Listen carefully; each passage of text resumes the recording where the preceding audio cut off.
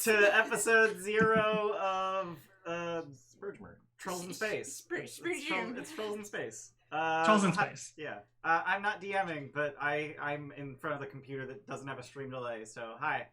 Thank you everyone for the subs and the gift subs and holy shit.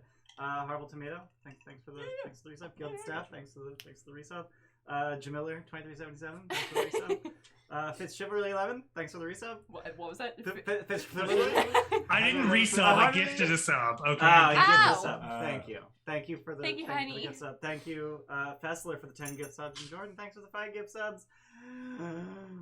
And welcome everyone who got a gift sub, just L2S, Critney Fears, Jables, Bobby Tables, Omega Thug, Squid Boy, In the Water, Xenobite, Cedric the Butcher, Giuliano, Zio Dracon, Fraley, Photobunny, Zamara Sun, V Turkey Time, and Celeste Marie. Welcome everyone to the gifted sub. Hello. Hi. We've very nearly maxed out our hype train already. And it's now at this point that I'll hand it off to Tim, the dungeon master. Tim made the beautiful animation that you saw too. So tell him how beautiful and talented he is. Thanks. He's so pretty. Do we want to watch it again? What, you just want me to play it again? Well, we can do it if we have to break. Yeah. Then right. we'll just spread it out. Don't want to do it all too much at once. And... Got it. It's every exit and intro though. Okay. So we'll do. Yeah. Got it. Okay. All right. Okay. It's like the. We said we're gonna hand it off. It's like an anime thing. Anyway. Like they play an animation. I wonder if I could. Maybe I could create one that's like the last few frames where it's just bobbing, and you could just have that for the whole interval. That'd be cool. We'll see. That's a good idea, though. Yeah, I never had to do a session 0 like this before, so it's gonna be rough. No, it's not. Shut up. But yeah, we're gonna be playing Spelljammer in 5e. I think I was saying to the others that I know I'm a terribly negative individual in general and overly critical of everything, but the 5e Spelljammer product may be one of the worst they've ever made. So I've had to fix it a lot. So we're just kind of using Spelljammer Academy, which is the D&D Beyond campaign for levels 1 through 4, and then tying into the Light of Xeraxis campaign, which is the published book, and homebrewing a whole bunch, tying together other stuff, and then adding on a third act in that sense. But yeah, required a lot of work to fix, and I'm still working on it at the moment. And I think as we go along, there will be things like we'll say, this is how this works, and the next session we're going to go, yeah, that didn't work, and we're going to have to change it because the problem that I've had with the adventure is it's great idea, grand strokes. None of it holds up to any scrutiny whatsoever. Just none. Even like simple things like the ships themselves. So Spelljammer its key thing is that we're in space and everybody has space capable vehicles to go around and do adventures in. In the previous edition, which was 2nd edition, which this is based off, ships required crews to move like any other ship. 5e no longer needs that. You have one spellcaster who can sit in a chair and can control the ship in its entirety. Which means that none of the ship constructions make any sense anymore, or the need for them to have crews. So why do they look and act the way they do? Right. So even that, the moment you even scrutinize on a basic level, 5e falls apart because it just doesn't make any sense. Why are they coming through so slowly? What do you mean? The gift subs. Is that a gift sub? Someone gifted a buttload? Okay, now it's okay. Oh. Apparently it's level 6 hype trains. So the reason that was happening is because it was an anonymous gifter. Thank you, anonymous gifter, for the 5 gift subs. Thank you. Great screen name. Yeah. But yeah, so I have Streamlabs set up so that if you gift 10 subs, it says, hey, this person gifted 10 subs. I guess that doesn't work for anonymous gifters, so it defaults to its behavior of announcing a sub for each person who received one. And thank you, Shaz, and thank you, that one guy. Yeah. Apparently hype trains go up to level 6 now. Fuck yeah! They keep going. They just keep going? They just keep going now. Oh, you have like an all-time that's cool. high. Oh. But I'm guessing the emotes still cap out at 5? I have no earthly idea, but let's find out. Let's find out. Get in the comments. How far will we go? Disney, don't sue us. Yeah, there we go. I love you. Yeah, so that's kind of where we're at with 5e versus 2e. A lot of it just doesn't hold up. So I've either had to remove in wholesale parts that don't make sense, or build enough support beams around that to make sure that it will hold up to any level of scrutiny, which is why so much work has had to be done. Oh my god. Thanks, Fessler. 500 bits worth of whatever you want for each player. Each player? Not Timberlake. How's it feel? Feels bad, man. I'll take the cheers. Oh, absolutely. I don't have that open. I should open that. So my question for you, Tim, is do you want to just throw out all of that stupidity in 5e and make ships actually ships again? Ooh, phrasing. No, because at the moment I feel there's so much work that would be involved in that it's not worth doing. And I also there are some creatures in this cosmology and universe that do require like single pilots. Like they're fun kind of. There are some things that work really well as just a single pilot entity. And I can kind of semi-justify it as a lot of these ships will visit terrestrial bodies on which they will have to land on water and proceed into a dock. Because spelljamming, like the first directive of let's not let people know space travel is a thing, they still have to be perceived as regular, if not exotic ships. Got it. So 2 different people, Shadows and Super CT8, just threw 500 bits at Tim. So thank you. Thanks. I'm gonna keep track of your. I'll track your things for you, Boo Boo, so you don't have to. You keep talking. What does that? keep What does talking. that translate as? 10 cheers, 2 take 20s, or 5 and 1. Yeah. Can I get 1 of one and 1 on the other? 5 and 1. Yeah. Gotcha. Thank you. So it begins. So it begins. Yeah. So I think it's fine to kind of keep the perception of them having to look like ships for that reason. Okay. But it's stuff like this where stuff is done for looks and a lot of it just doesn't hold up. Got it. And you kind of it's just paper thin, you push against it and it will fall through. And I think a large part of that is based on what they used as the inspiration for this. So I think it's been discussed in chat before and people talked about it, but Flash Gordon was the main inspiration for the main body of the adventure.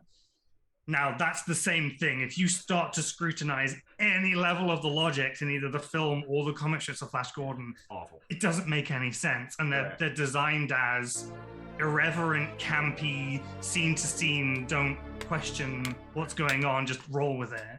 Got it. And while I think you could run the adventure that way, no problem, I don't think that would work for this group. And it doesn't necessarily work for me as a DM. Yeah. To just have irreverent scene to scene to scene without any grit at all. And I'm not saying let's run gritty realism, but there needs to be a certain level of realism in that to hold us in place, I think. Yeah. And that was something that's really lacking. So I've had to add in a lot of support to make sure that the realism holds up in these adventures. Yeah. So let's get into the meat of that. Are we playing with gritty realism? No. Why did that sound like a question mark at the end of that? Unless you unanimously as a group decide you want to. Oh boy. Then, even just elements of it, if you really want to get into so if one of you was going to play with firearms, you really want to worry about how many bullets and packets of black powder you have. I mean, so when I say gritty realism, I just mean the variant rule that changes the duration. Arrests. Yeah. There are certainly elements of this campaign that will support a gritty realism in terms of rests. Mm-hmm. I don't know how much work I will have to do to.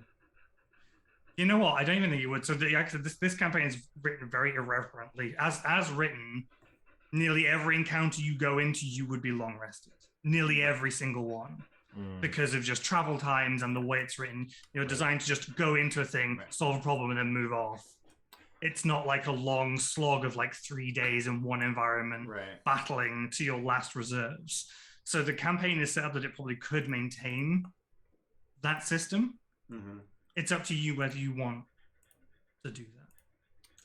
So it's really funny because in the past weeks and months I've been slowly coming to the conclusion that gritty realism is the way that the game should have worked from the start, forever, always. And that 4th edition was an abortion with its 5-minute short rests. But the issue is that actually no, 4th edition did it right by making short rests so much shorter than a long rest, so that short rests actually fucking matter, whereas in 5e, if you have time to take an hour to short rest, you probably have time to long rest. So that's really the reason that I think gritty realism is good, is that it separates the two significantly to the point where you can't just get a long rest every time you fight something, because so there are short rest classes like Warlock, but then even in the long rest classes, like every single spellcaster, there are short rest resources that are basically long rest resources because no one short rests. So I'm happy to entertain it. I don't think it will cause me any particular trouble. I might have to tweak a couple of bits, like rather than using like maxed out hit dice on creatures to ensure them up for a challenge, just keep that where they should be. So, but it's, again, if you unanimously decide that's what you want to do, the campaign can support it, because quite often you're going to be traveling between destinations for a week or 3 weeks or whatever, so you're going to have opportunities for long rests between things. Right. That's up to you, though, and I think it needs to be a unanimous decision. I'm very much fine either way to do it if that's what you want to do. Yeah. I feel like the campaign supports it, and if it doesn't, we'll change it. Yeah, we'll fix it. Yeah, I think with the travel times, it's not going to make much of a difference. Okay, Ian, you did it. Well done. And it didn't take 45 minutes. You won Dungeons and Dragons. Well done. We haven't talked about this long Campaign's enough, though. over. I think we need to stretch this out over another half an hour. So how gritty are we get? Like, how much like powder do I need per bullet, and like what kind of? Well, at the moment we're literally just talking about the rest issue, like as written in DMG. If you want to get into, so this is the thing, like, because the game doesn't deal with food, water, proper amounts of air on ships. Well, my understanding is that the spell, like, you are sustained while in space somehow. No, the book does go into the quality of air inside of an air. It goes into envelope. quality, but not duration. Which it used to. Those are kind of the same thing. No, well, not really, because it's about quality, and you can refresh quality by just moving into a body. But say if you were in a ship and it's drifting, and you've got no way of rescuing, your air will run out, and you will suffocate and die as of 2E. But that was a thing. Like, the air envelope wasn't self-sustaining unless you had... There are ships called living ships which have treants as their central mass, which will produce enough oxygen for continuous living. So cool. I would like one. But most ships, based on their tonnage, would have a man-day's worth of air on board. And then fouling would reduce that, or whatever. But there was a amount of days' worth of air on a ship. So That's been removed in 5e. I feel like that is represented by the fouling, though, because the fouling isn't just the air is dirty. The fouling is the air is full of CO2 that we can't breathe. Sure. But it's, I feel like that's sort of abstracted but still represented. However, the fouling only happens when you interact with a body that can foul, or something that will foul the air. I don't think it has there is a time limit. I remember reading that. I've read so much in the last Damn it, Ian. Breaking the system already. This is why we can't have nice things. Air envelopes. How you doing there, bud? Air quality. Air envelope of a ship remains fresh for 120 days under normal circumstances. If it carries more than its normal crew complement, they exhaust the supply of fresh air more quickly. Oh. And then That's interesting. And then for the next 120 days, you are poisoned. Okay. Sure. So, like, what I have actually done is I have gone through and used I've actually calculated my own air days based on the ship, which is how it should have been done. Right. I've gone through and rewritten every single ship from scratch, basically. Oh my God. In a spreadsheet, and so they've each now, because originally they're all the same. They have the same speed, they have the same whatever, and they all have the same weapons, and they're boring as hell. Yeah. So I went through and went, right, what makes each ship interesting? And I also went back and looked at what was the air based on. It was based on tonnage divided by crew times something else. Yeah. So I've actually gone through and done that, and then I halved it because it was too much. It was just way too much. Like the one like basic ship was like 400 days worth of air. And I was like, well then where's the challenge? Because in over a year's worth of time you're probably going to be found. Right. So I've actually gone through and I rewritten. mean, here's the thing: space is very large. Very, very large. You are a beautiful human being, and thank you for doing that. Yeah, shit. But I enjoy it. Tim That's loves probably his the thing. spreadsheets. So this is going to 20 now, right? This is probably the thing we should talk about. The major change between 5e and 2e spelljamming is that. So in 2e, spelljamming was defined by you had a ship, and every solar system or setting or world or whatever was inside a crystal sphere. Mm-hmm. But outside of that was the phlogiston, which was just this highly flammable nonsense material which only exists in outer space in that sense, and would kill you. And you had to like know that there was another crystal sphere you were traveling to, and there had to be a portal, and you had to make sure you only go from portal to portal.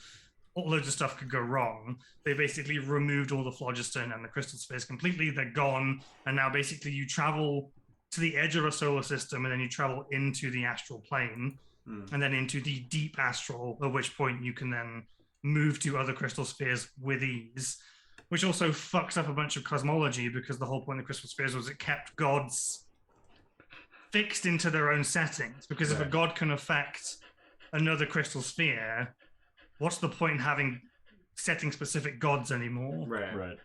It kind of fucks it up. Yeah. And then with the astral plane was a lot of where gods actually have their divine domains. And if all those divine domains now touch every crystal sphere in existence, why wouldn't they have influence over multiple spheres? Right. So again, 5e doesn't hold up to any level of scrutiny, because it's just paper thin, you push straight through the problems. Yeah. So that's another thing that's changed, is we're now traveling through the astral sea rather than phlogiston. It does, however, mean that the astral sea, when you're traveling, is now an explorable region. Whereas phlogiston was just like you're in a hyperdrive and you go from place to place, and you might encounter something horrible happening in between, but there's nothing explorable in terms of phlogiston anymore. At least with the astral sea, there are things that may happen between spheres. They're no longer called spheres, they're called wild space, which is really annoying and confusing, because it's really hard to, like, you want to say like this sphere or this solar system, but if you say everything as a wild space, but then each wild space is named a thing plus space. So the wild space that Toril, the planet, will be based on, is called realm space, because of the Forgotten Realms. Then you would imagine that wild space might just be the name of a wild space. It just drives me slightly insane. I wish they had kept spheres, personally. But whatever. What is Dark Sun's space? Dark Sun is not... So Dark Sun was in it. They had... Is it Kryn Space is what it was originally called? Dragonlance. Oh, that's Dragonlance. Okay, then Dark Sun, I don't think... Athos Space is Dark Sun, right? Oh god, Athos is the main planet. Yeah, Athos Space is what the show was called, and I think there was an image that went up on D&D Beyond as a preview, and it was listed on one of the known spheres, and when it came to publication, it was removed. I don't know that they own the rights to that. Which is maybe why it was removed. Yeah. Oops. And I think Kryn Space is kind of in it, but not. Yeah, because there's a whole lawsuit going on with the authors of Dragonlance. Yeah, so again, I think that appeared on an image and then was removed. Got it. And there's like a hat tip to it. Oh. There's a hat tip to there being Kryn Space like 1,000 years after when the last setting guide for it was set, which we may encounter in the adventure, we may not. But you probably won't recognize it as Kryn Space. But it's there in the book. But yeah, so like I said, so we're going to be in Realm Space, which is where Toril is based. Right. Yeah, so that's kind of like the main differences between 2e and 5e. There will be changes. Like things we may look at and go, it doesn't work, doesn't make any sense, and I'll have to fix them and change them as we go. So I apologize if on the fly shit just doesn't make any sense, because I hate that. That's one of the worst things to me as a player, is you're like trying to keep yourself in a world with logical consequences and rules, and then you go, well, that doesn't hold up. What the fuck? And you have to go away and fix it. It doesn't necessarily need to be logical, but it does need to be self-consistent. Yeah. Right. Yeah. So that's what I've had to do a lot of. Okay. Works for me. Okay. Sounds good. I trust. Deep breath. I should probably look at chat. What's happening in chat? Oh, don't look at chat. It's just I memes. will look at chat. They don't matter. I mean, they matter. Oh my They god, don't shadows matter. matters, okay? So that's kind of it for like general strokes. I do have like a session 0 document here, but I don't know what the best order to do this will be in. Yeah, I have no fucking clue. I still have not perfected the session 0. Probably So because done... I've done hundreds of sessions of D&D and maybe 20 session 0s. I think so. We basically started on refresher on settings, and I could carry on with what I had in refresher settings. So this particular campaign, we've got from levels 1 to 12 probably. I definitely have levels 1 to 9. It just depends after 9 whether you want to carry on into level 12, kind of after game content. Okay. I think we know the answer to that. I have it set up with 3 major arcs with 2 interludes, so one between each arc. Okay. The general feeling, I think, like themes and tones, I'm going to try and keep as much of that cinematic camp fun whilst trying to ground it for our purposes. So I was really like looking at it as a fairly normal, serious D&D campaign. But then as I was going through and like looking for music and stuff, the music actually inspired my tone of actually adding in some of the more pulp, like synthwave, like let's just So kind it's of, all, it's all Queen now, right? Every song. Not quite. Damn. but we're maybe more like Guardians of the Galaxy level of not quite taking shit seriously. Right. But until it's serious business. the So real really stuff good is happening, 70s but we're music. still kind of, and that's the whole point, is that it's that era of like grunge but high pop fun kind of stuff. Got it. And I think it's important to note that like Spelljammer, whilst we would all think of it as maybe being a sci-fi setting, is really not. It is fantasy in space. Right. It's not laser beams and spaceships, and I really wish in some ways it was, but 5e isn't great for that Yeah. because your skills aren't aligned to hacking, and it's just not there. So it's definitely fantasy in space still. Is it unreasonable to add 2 or 3 custom skills to the list of skills? That face. As written, there is nothing in that would require those. Okay. And I think I would have to go in and I'd have to change a lot Okay. to add the sci-fi elements back in, because the ones that I wanted at the beginning was like, that's what I was kind of hoping for, and then found that it wasn't the case. And I've moved forward with it not being too sci-fi. Okay. What I will say is as the adventure goes on, more and more sci-fi will be introduced. Okay. And it may be like we did when we ran the Color Curse arc. There was Yogg's Sorcery was a skill. Right. We may add in a custom skill, which just by your exposure to certain things or whatever downtime you want to take on the ship, because you may have 3 weeks between X place and Y place. That's 3 weeks worth of downtime. You can be training in whatever you want. We could add that in, but I don't think there's any need or point in doing it in general. Okay. So the 3 acts with 2 interludes, I will probably kind of define for you what I think the acts like themes will be, because they will change as we go on. So Act 1, we're into Spelljammer Academy, so you're probably looking at like a Hogwarts level of stuff, a bit more grown up because you're not necessarily going to be kids.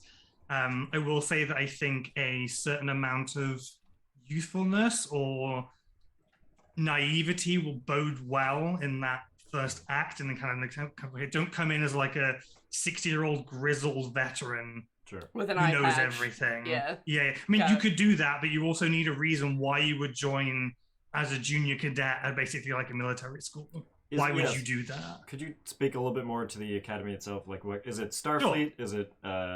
Sure. I wrote a pitch for like if I was going to use this elsewhere, so I actually write campaign pitches. Which Is I it will like let you know. Stormship Troopers? Oh, what? Starship Space Troopers. Storm. Not quite Shut up, that. Starship Troopers. Join So, today. Sorry. Well, welcome to Spelljammer Academy. Promising recruits are trained here under the tutelage of experienced spelljammers who prepare fledgling spacefarers for the perils of wild space and the astral sea. Cadets learn the finer points of ship-to-ship combat, space exploration, and in some cases, clandestine operations. The newest batch of recruits, you, has just arrived after a long, arduous sea voyage and prepare for orientation. You have all volunteered for whatever reason to join the Academy, a shadowy enclave of spellcasters and swords for hire situated on a remote and mysterious island. While adventurers of all stripes explore Faerun and deal with the perils of ancient ruins, malevolent cults, and long-forgotten tombs, those who come to Spelljammer Academy strive to protect the world from far greater threats and to explore the worlds beyond. Few people know the Academy's existence, and its leaders try to keep it that way. Mert the Merciless, also known as the Old Wolf, is the Spelljammer Academy's founder and chief executive. He manages the institution's operations alongside a small group of powerful high-ranking officers. While most of its cadets are from Toril, the Academy occasionally recruits from outside Wild Space, which is the Wild Space system that Toril is in, to bring individuals with unique talents to their ranks. Githyanki, Powdersy, Plasmoids, and a myriad of other races can join the cadets alongside the native folk of Toril. The Academy was founded in 1504 as part of a joint investment by people of influence along the Sword Coast and those on the Rock of Brawl, a city built on a nearby asteroid. Prince Andrew, the Monarch of Brawl, has invested heavily in the Academy, though his support has begun to wane lately over questions regarding security within the institution. So that's kind of like your pitch to like build a character based on that information. Dope. So it's not Starfleety necessarily. It's probably what the like very grains of what early Starfleet may have been like. But it's definitely like the group of people of the leaders of Sword Coast have decided there is an increasing threat coming from space potentially. Mm-hmm. We need to build some sort of institution to. It's like Sword in MCU. Right, that's like just what I was someone's thinking. built an institution to make sure that whatever's coming from extraplanetary sources is we're protected from. They just actually got to space a lot faster than Sword did. Right. And that's the other thing as well is in 2E a lot of Spelljammer is considered like almost widely knowledgeable. Like there's a Spelljammer port in Waterdeep, but has it ever been mentioned in any 5e source? No. So it's really weird that there's a kind of cognitive dissonance between what came before and what exists now. And a lot of the 5e material had completely unchanged from 2e. Like it's just paraphrased or literally copied and pasted. Got it. So the time isn't even taken into account. Even though it's been over 100 years. Yeah, it's really difficult because I literally have read paragraphs that are side by side that I just copied and pasted. Oh God. Yeah. So, yikes. And it doesn't hold up. So I'm having to like go through and fix what I can fix. So yeah, that's kind of your first thing is you're going to be at the Academy. So for character wise, I think it'd be good for you to have a link to outer space, like either by parents or you live there yourself or something happened to you, some experience that is linked to being in outer space, but then also have something that links you to Toril itself. Like, why would you want to join a military force dedicated to protecting Toril? And it maybe you just wanted to learn this was the only place you could get into, but why Toril? Like, why do you give a shit if you're not from here? If you also want a Gilded Troll link, Zolgrim is on the board of investors, so he could have sent you to make sure that there's a protection to his investment in the Academy, make sure things are being looked after. If you want to be a part of the Gilded Troll, you could do that. Saying I can play Wisdom. No. But he should go to space. He should go to space. He has a spacesuit already. Please tell me Weston is just in somewhere. If you want to jam him in there, take him. Problem is, what happens if we put him here and then he dies in TFH? Well, that's the thing. So we're trying. I'm going to try and respect as much of TFH and other Gilded Troll campaigns canon as possible. Mm-hmm. It's a bit tricky if I then start 8 years in the future affecting people that are live and current. Right. Yeah. Like if Weston wasn't a currently active character, technically. I'll retire. Like if Yogg was one of them, I could shove Yogg in somewhere maybe because he's off. Yeah. He's not an active campaign member anymore. Right. But yeah, I don't know that space. There are turtle ships. The turtle ships? Yeah, there are turtle ships. Are they ships. made out of the shells of the turtles? They're dead babies. Great dead turtles. I don't believe so. Damn it! When it goes past, does it make a sound? Why is it just called Spelljammer Academy if it's like specifically dedicated to Toril and Realm Space? Like, why doesn't it Why does it not have a name that indicates their allegiance? Because the people that, as far as I can tell, those people that engage in Spelljammer trading are very protective, and you wouldn't necessarily know that Shu or Karator or whoever also have a major spelljamming trade port, because they're incredibly protective about it. So each one may think that they are the only ones. Got it. Like Hey, it's just not wildly known enough that you would call it the Sword Coast Academy for spelljamming, because you may think you're the only ones doing it. But then, so I think the main question is, like, when they start interacting with other spelljammers in space, they go, "We're the Spelljammer Academy." It's like, that's cute. We've been doing it for centuries. So this is the other problem: is that 5e assumes that there is no one else from Toril in space. Oh, Really?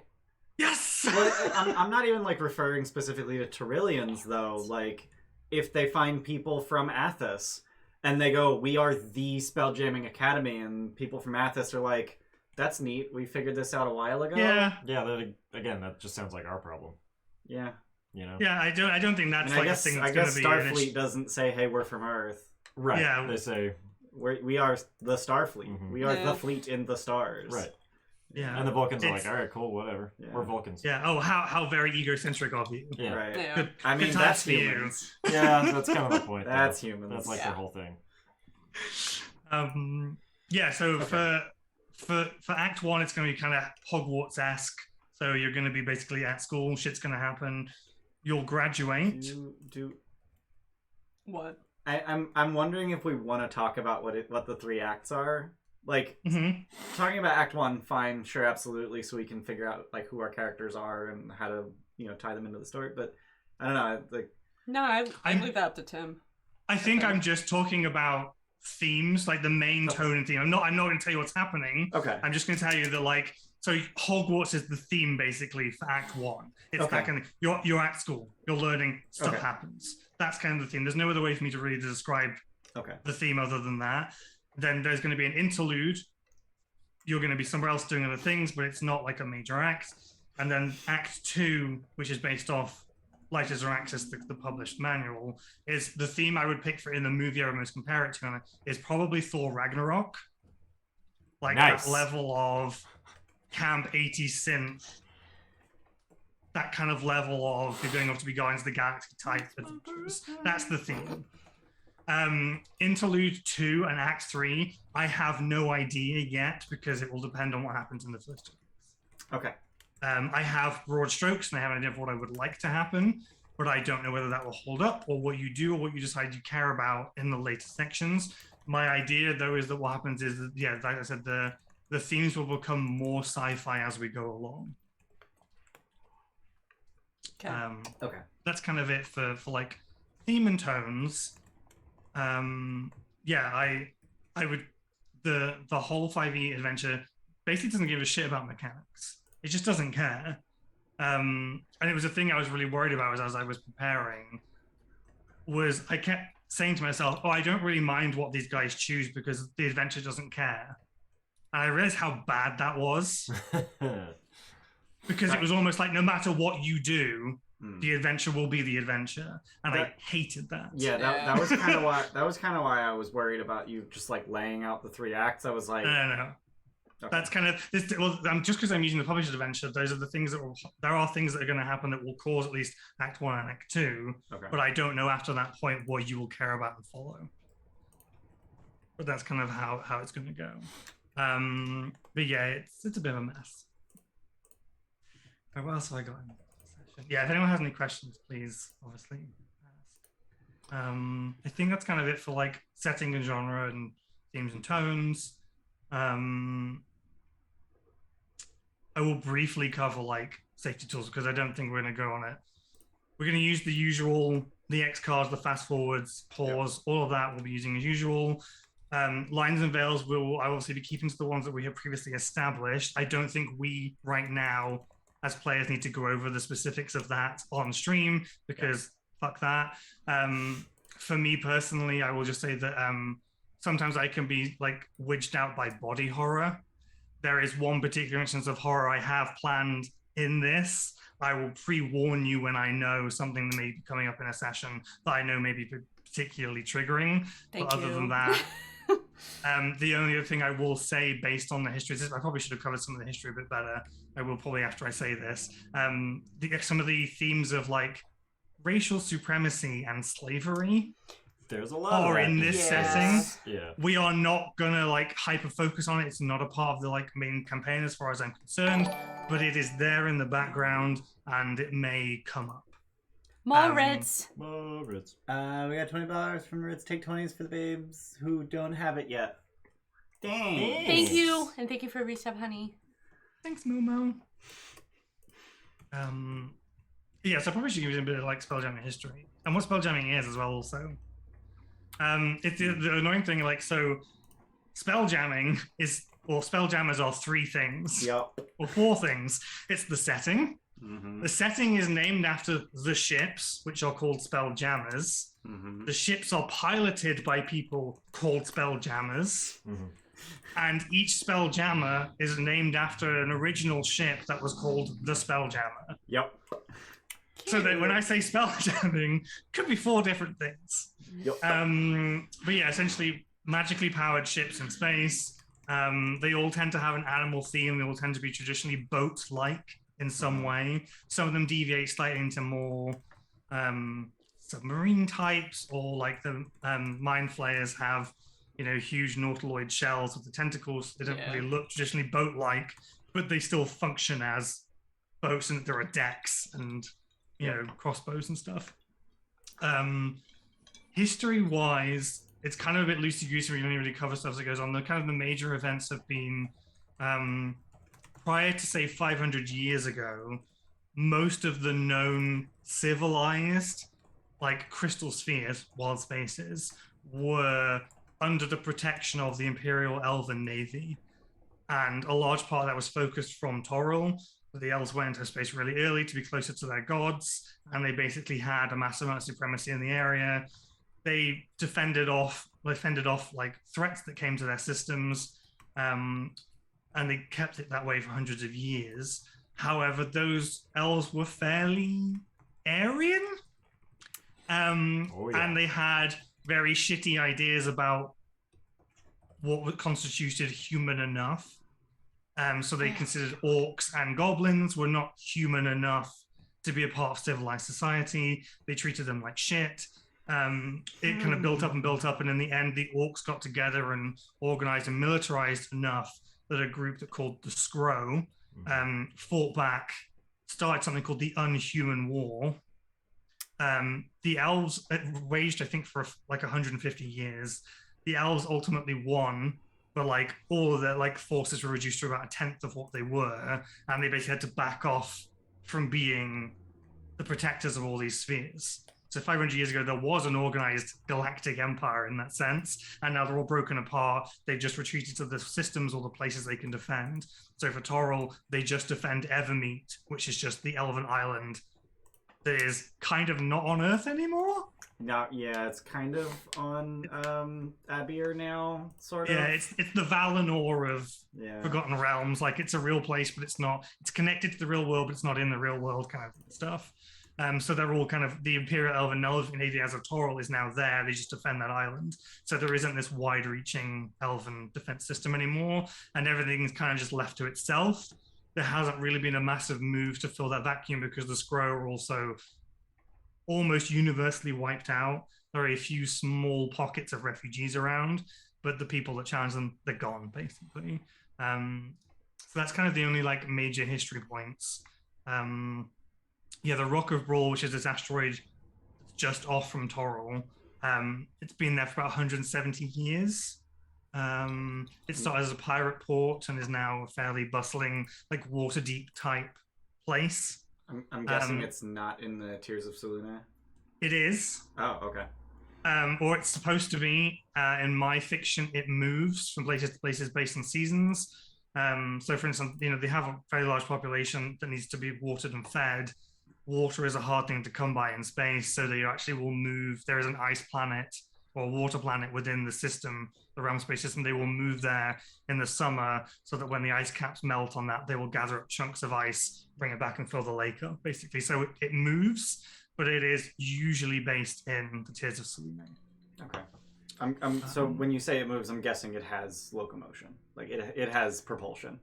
It probably has a Spelljammer. Does it get jammed? Yeah, it requires. This isn't particularly stuff that really matters. I'll tell you, it requires a council of 12 unanimous Spelljammers together to move it because it is such a huge piece of rock. Yeah. Because so a Spelljammer will usually only move something that is a minimum of 1 ton up to 1,000 tons. Okay. That's usually the parameter for a spelljamming helm, which is a chair, even though it's called a helm, will move. Yeah. So the Rocket Brawl can move. It just rarely does. So it always just has like a yearly migration where it will just blip over to Clipwater and then it'll come back. It's like wintering in the Hamptons or whatever. You know what I mean? It's that kind of idea. Okay. Yeah, that's kind of all the like relevant ancient history. There may be more relevant recent history based on what your characters, okay, what your characters are, and we can develop. Okay. But that's kind of it from my side. Okay. I was going to talk about like the setting specific races, but I think you've all kind of have decent ideas of who your characters may be at this point. I can't remember if you actually said it on stream, but what year is this set? The year is 1508. Okay. Which is roughly 4.5 years after the Academy was founded in 1504. Okay. And you will be coming in for the spring cohort, starting on the spring equinox, whatever it's called. Not the equinox, because that's only in summer and winter. It's solstice. Solstice, yeah, the spring solstice. Is no. Spring and fall have equinoxes. Summer and winter have solstices. Oh, okay. Well, you're starting in the spring. Do you have a Harpster's calendar set up? Yes, I have spring equinox right on there, which is the 19th of chess is your start date. I thought I could have sworn there was a holiday for the equinoxes in Toril. Whatever. I don't think so. Like it may be a festival, but it's not like one of the ones at the end of the month, like midwinter or green grass. Yeah. No, it's not. It's on the 19th. I think the fall equinox is high harvest tide between like September. Well, October. there is high harvest tide, but the autumn equinox is on the 21st of Elliot. Okay, I am misremembering. Never mind. I went through to make sure that my calendars would line up. Even though we're gonna go to space where the Harp Dust calendar means nothing. But days may be important because, like I say, like air pockets. Yeah. Is that so? I do need to keep track of how long at least you're traveling. Got it. And then we get into outer space and we find out that they just use the Earth calendar in outer space. Listen. No, I was low key asking for that to please be the case so that I can brain. I have no idea what month chess is. I have like chess is March. Cool. There is so as it is. So they still keep 10 days, I believe, and they will still keep 2 months. Okay. But they don't use years because a year is based on a system-wide event. I guess. Yeah, that's a planet orbiting a. But it's all bonkers again. None of it holds up. You just start pushing against the paper-thin walls of logic in this setting, and it just doesn't. Everything falls apart. Stardate. Yeah, basically. So Almost we're starting in 1508. Almost like time as a construct, and nothing matters. Yeah. But if I go for the stream, there are some new races. There's Astral Elf. So those are elves that basically they've been rotating over here the whole time. Okay, cool. And you actually have Haddersy art, which has been removed. Yeah, I had to Google all the digital that. Sources. I had to Google that. Like, I went to D&D Beyond for all of the art, and then I went to the Haddersy page, and there's just no images on that page. They've just removed them all of them. Yeah. So if anyone again doesn't know, there was some controversy about Haddersy. The flavor text held some very old-fashioned racist overtones to it, or undertones, whichever you prefer. They were then- overtones. They were tones. They were tones, and then the artwork I would thought- have been fine, Yeah. except If it one were not image was for- questionable, and if it wasn't tied with the text, then the Yeah. whole thing Yeah. just was like, this is hugely racist. But instead, they So- nuked everything from orbit Yep. and just and so now we don't really know what Hedazzi are anymore because we're not Yeah. allowed to talk about it because they fucked up. Right. Anyway, But, there might be some space. Astro elves are elves that at some point went into space to be closer to their gods. There's loads of different like societies and communities. So if you want to be an astral elf, we'll probably have to build you a society because the book doesn't give you any of that. Why? Why would it? Why? Why Um, not?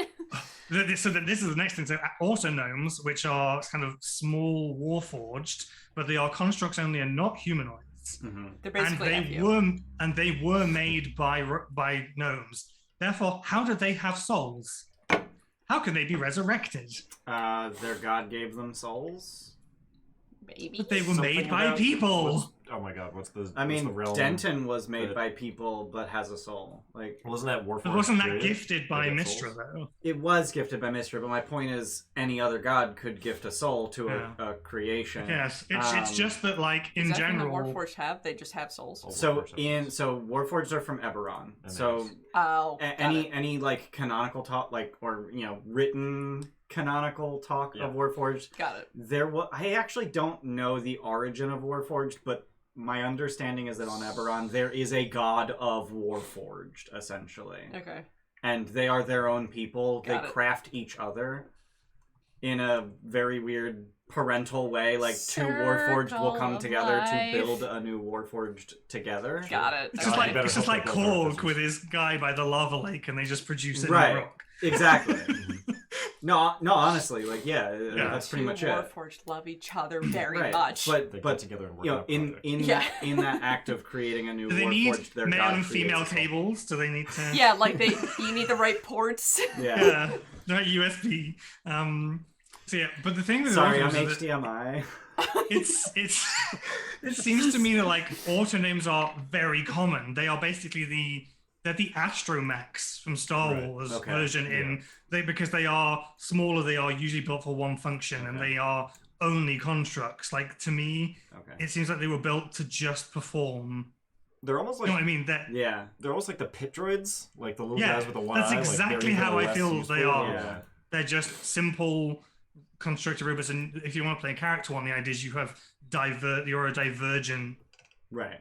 autoname, you've gone off to do something else for whatever reason. Yeah. So it seems really weird to me, be like, yeah, well, a god's just given 4,000 autonome souls because their favorite gnome made a bunch one night when they were really drunk and they had a bunch of spare parts in the back room. And they wanted to make a sex doll. I don't know. Oh God. So they're an interesting one. Yeah. The other one interesting is the GIF, which is the British hippo people obsessed with firearms. Really? Yeah, how does he... And this is why he was wondering, how's Tim gonna feel about an accent? It's fine. It's fine. Yeah, it was a good fun. They even have like in their wiki thing about how they're obsessed with drinking tea. Like it's not even a subtle reference. Like they're deliberately built Yeah. to be Right. British colonists without the colonization because they're actually staunchly against colonizing. They're actually more like conservative than anything else. No. How does he, which are winged primates, monkeys, I guess. Mm-hmm. Plasmoids, which are humanoid oozes. The frustrating thing about plasmoids is they're a cool idea. There is absolutely no established lore, history, backstory, Mm-mm. culture. It doesn't exist. They are not really featured in the adventures as written. Again, I've rewritten a bunch of stuff, so there might be something in there, but That's they don't disappointing. fucking feature. There's nothing. And they're only And it's humanoid really sometimes, right? Like they can choose to have. Like a Yeah. head and appendages and shit like yeah. that. It can be like Alex Mack, where they just turn into a puddle. Cool. Was that a thing you guys had, Alex Mack? Yep. Cool. Fucking love Um, Alex Mack. I don't know. Hold on. And then Thri-Kreen, as I've now been informed they're called, so Thri-Kreen, which are the yeah, I know. insectoid creatures. I didn't realize when I was reading about them they are based on mantises.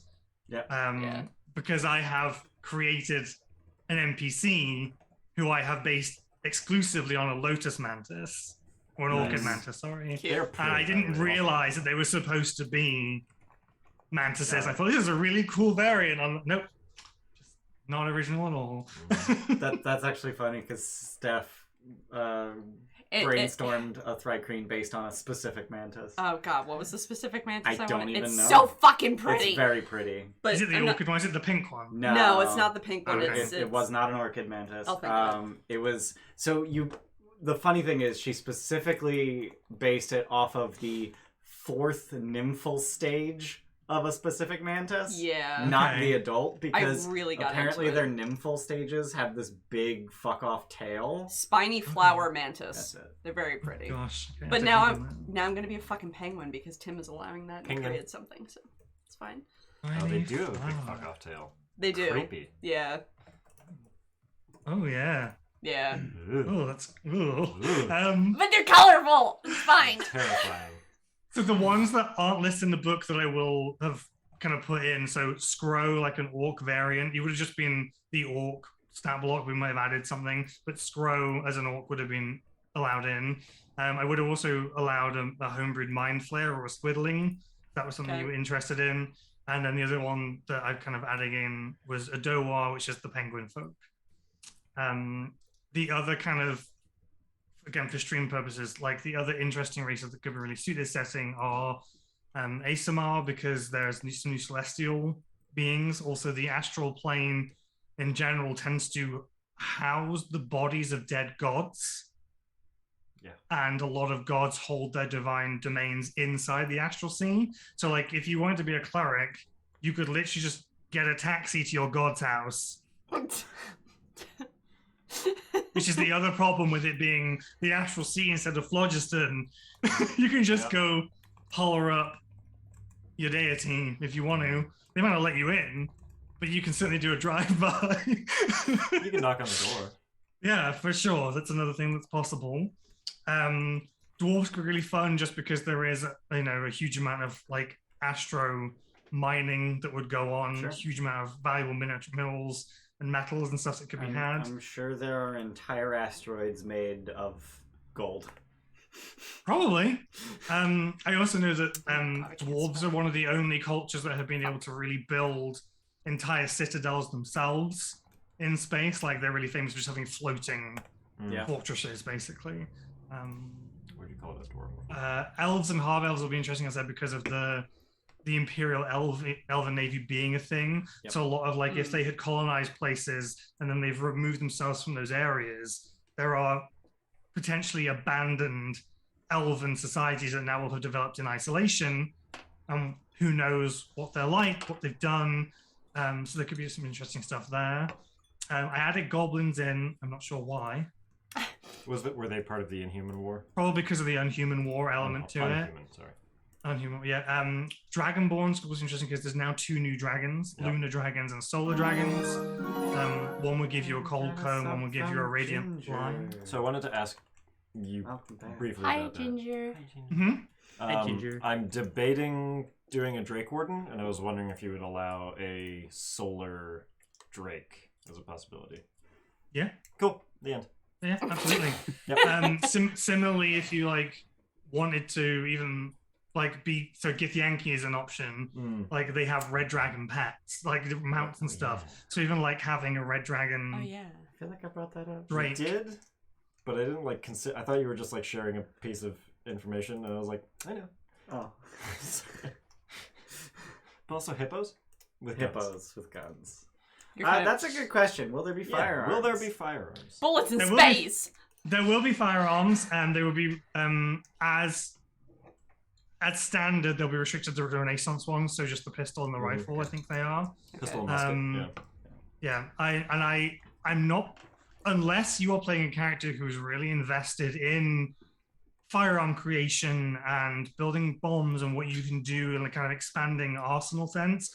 I'm not particularly interested in worrying about amounts of black powder and bullets, but if it's something that you as a character, if you want to play a GIF battlesmith and it's something that you are interested in That pursuing, was- absolutely let's build in some more grit to that in terms of construction and finding the resources stuff. We can absolutely build that in. Mm. If it's not something that we care about will just, for the most part, unless something crazy, will just hand wave that you have what you need. Got it. Bang. Bang. Yeah, that was the. Apparently, you can buy 10 bullets for 3 gold. That's expensive. All right, so forge cleric with guns.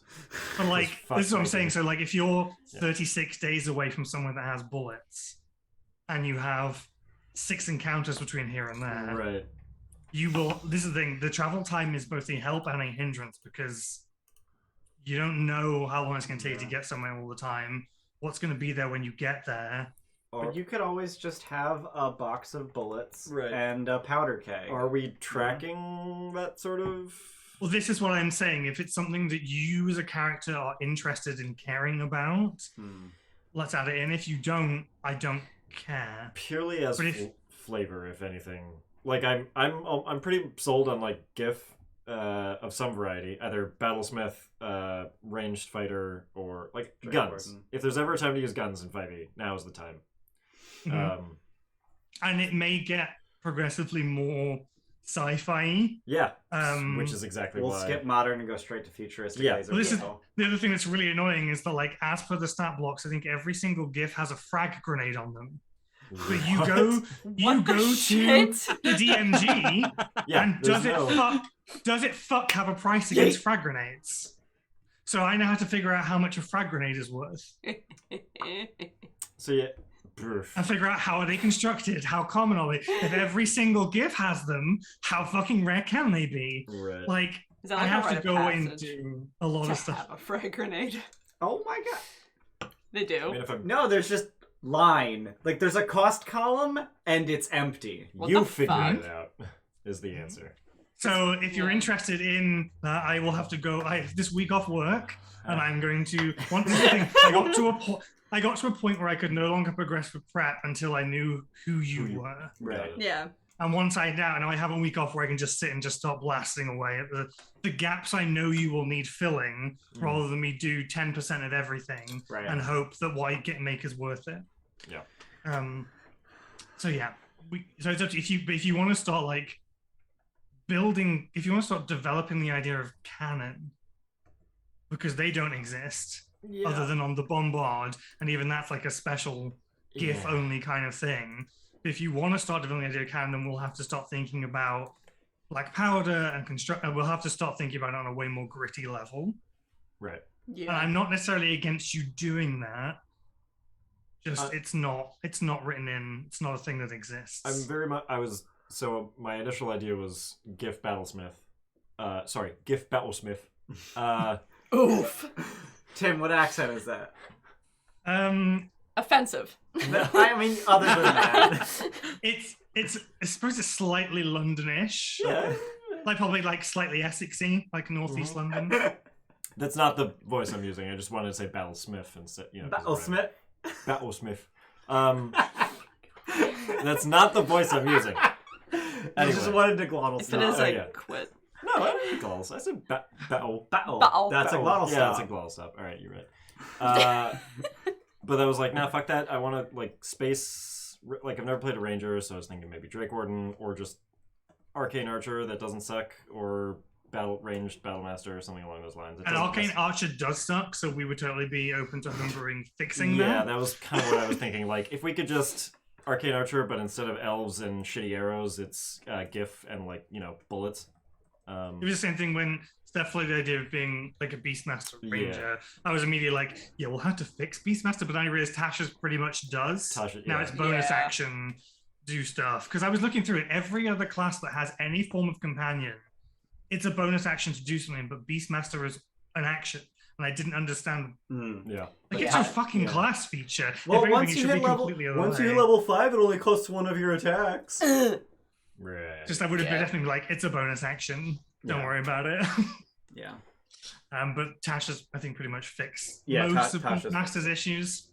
Yeah. I'm kind of more married to Um, Barbarian at this point yeah. anyway, so we don't have to Cool. work on Beastmaster. I just want to be an Angry Penguin. I'm just trying to find a subclass that works. Angry. An Angren, if you will. I'll just finish the other non-spelljamming races that could work in Spelljammer. So I had half-orc for the Scrow thing, lizard folk, so there's a variant that are called Saurons, which exist on Wildspace. They are lizard folk with incredibly long necks and smaller heads. but you could have just been a lizard folk. But they exist out there. They are a society that lives out in space. Okay. They tend to still be quite primitive. Like their weapons are still made out of bones and stuff. Like they still follow a lot of the lizard folk tropes. And then the last one I had for published races was Dampier. Dampier. I would say I always said Dampier. Yeah, Dampier. So sort of spoilers, not spoilers, but there is a stat block called Vampirate. Like there are ships that are just full of undead Everyone dudes knows floating around in where space. there are ships. Yeah. There are also vampires. There are vampirates. Right. And they have it's written into the monster stat block, but not into anything else. But they have a really interesting bonus for piloting ships that I would have potentially given to a player character if they had chosen that. I don't think any of you have, but they were just an interesting option that people might not have considered. And I think the last one we all talked about it briefly. I think have negated the idea of adding a crystal gem from Steven Universe race into it, like a sentient crystalline being. And there is some lore I have homebrewed and built into this adventure that would support their existence. Nice. But I don't think any of you have elected.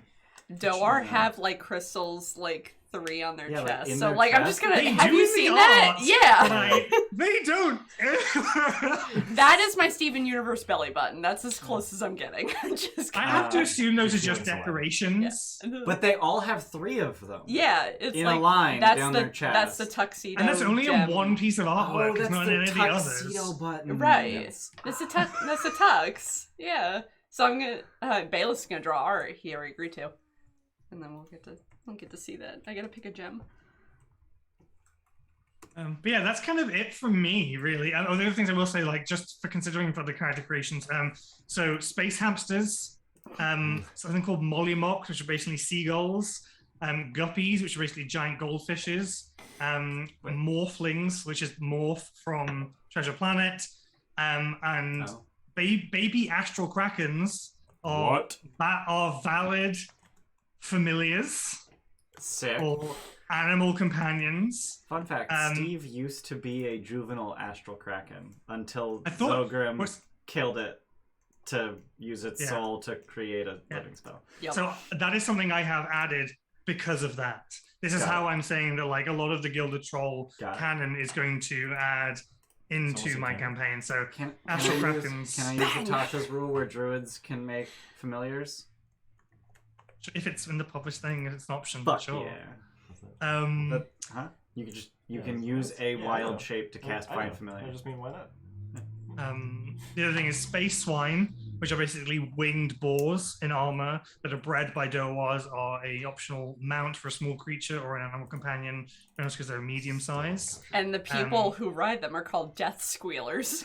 I wondered if you'd seen it. I was going to get a dick. Oh my god! That's the sound they make. So fucking Death metal. squealers. Dive! Why do you think, like, I want to, oh god, I want to be a barbarian so bad, but I just want to ride the fucking pig and be we a can death find squealer. you Like, a pig. fuck. I mean, We'll find you just a pig. buy a mount, and you just Yeah. have to use regular mounted rules. Just you don't have like a telepathic communication with them. You have to do some animal handling The pig's to get them to name do will be dangerous not shit. kosher. But There's a word for that, you know? future bacon is what we call them. What's the Okay, word for that? Trafe. Trafe. Trafe. That sounds like a name. it's actually a good name. Yeah! Will you be offended? No! I'll be offended if you make me eat it. Like, If you can somehow find a way to make Moses eat your space Right. pig. Eat my meat. Eat. Oh. Tim choking on his drink. Yeah. I'm just gonna turn the light on. I love Zoom attempting to cut out the sound of Tim's chair rolling. Sorry, I don't like that. It's like downlighting now. Okay, back I go. I love the satisfying click. Click. Okay. So you two have already said your big character concepts. Yeah. Jordan, what are you? Jordan, what are you thinking? I'm thinking an elf, but from space. Okay. Like his Zoom name that Like no my one Zoom else name. can see. like a star elf?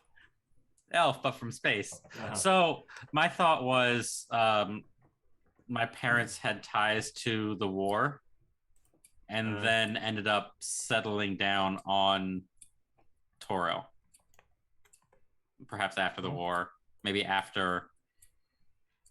Oh no, because I'm only like my plan is to be like 100-ish years old, and they would have been really old when I was born.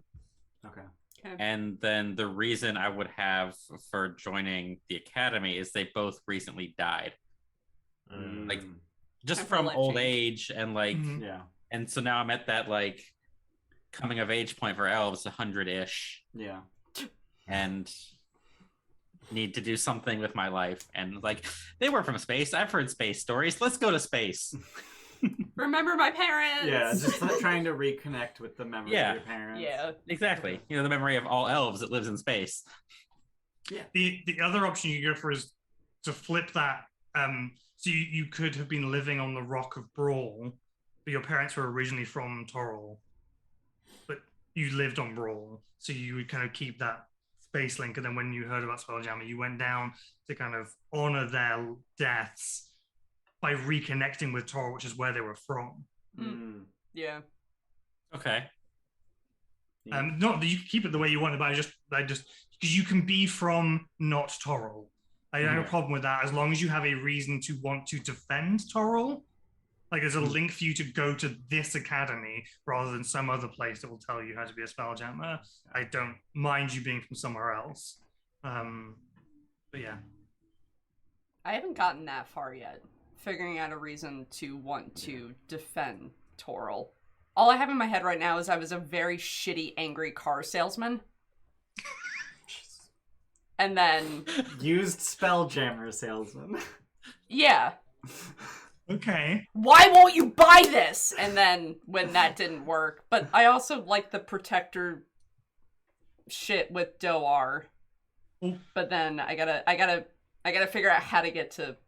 You could have been like a used space swine car salesman. Okay. Oh, So like Trying to really old shift, like, pigs. the old pigs that just no one was buying. Why won't you buy it? So still got a couple good weeks left in it. You definitely do not have proficiency in persuasion. No, I definitely don't. Yeah, I gotta figure out how to get to point B. I gotta figure out how to get to. gnomes in this bad boy. Maybe I should. I can look back at the set because I think you had some really important stuff. So we've kind of gone over a bit of like character guidelines, but yes, we're going to follow regular Gilded Troll ASI plus feet. We'll do point by unless you guys really want to use another system. I don't care particularly. Point by is the way to go. Point by is fine. I think we've covered tones and inspirational sources. Yep. We've covered firearms. You will be starting in Toril rather than in space. Spelljammer Academy is an island on Toril? Yes. Okay. Yes. You're not told where it is. You're not told what the island is. It's deliberately kept secret. Right. I'll just go to Ian's ones. Ranged and flying. So that's probably touching on the nature of this beast. I think I said that like it's paper thin, and the way that 5e has dealt with ship to ship is don't do it. And I kid you not that the rules for ship to ship in Ghost of Saltmarsh is probably 10 times more robust than what they give you in Spelljammer. And that's really disappointing to me. I don't want to get bogged down in huge ship to ship space fights because that requires building a whole new system from the ground up. Because again, none of it holds up. But I have built in some homebrew stuff. We've talked about it in chat. Yeah. I haven't really changed much from what we talked about in Discord, other than I have now created something called maneuverability points. Okay. The maneuverability points are based on the amount of speed you have. For every 25 feet, you get 1 MP. And I've tweaked all the ships slightly to round them up or round them down to where I think their maneuverability should be. Okay. And then each ship now has a special power. Some of those may give them a reduced maneuverability if their crew drops below X amount, or I can tell you some of this because you're not necessarily going to this, but like one race is able to throw sentient creatures in a furnace and gain speed.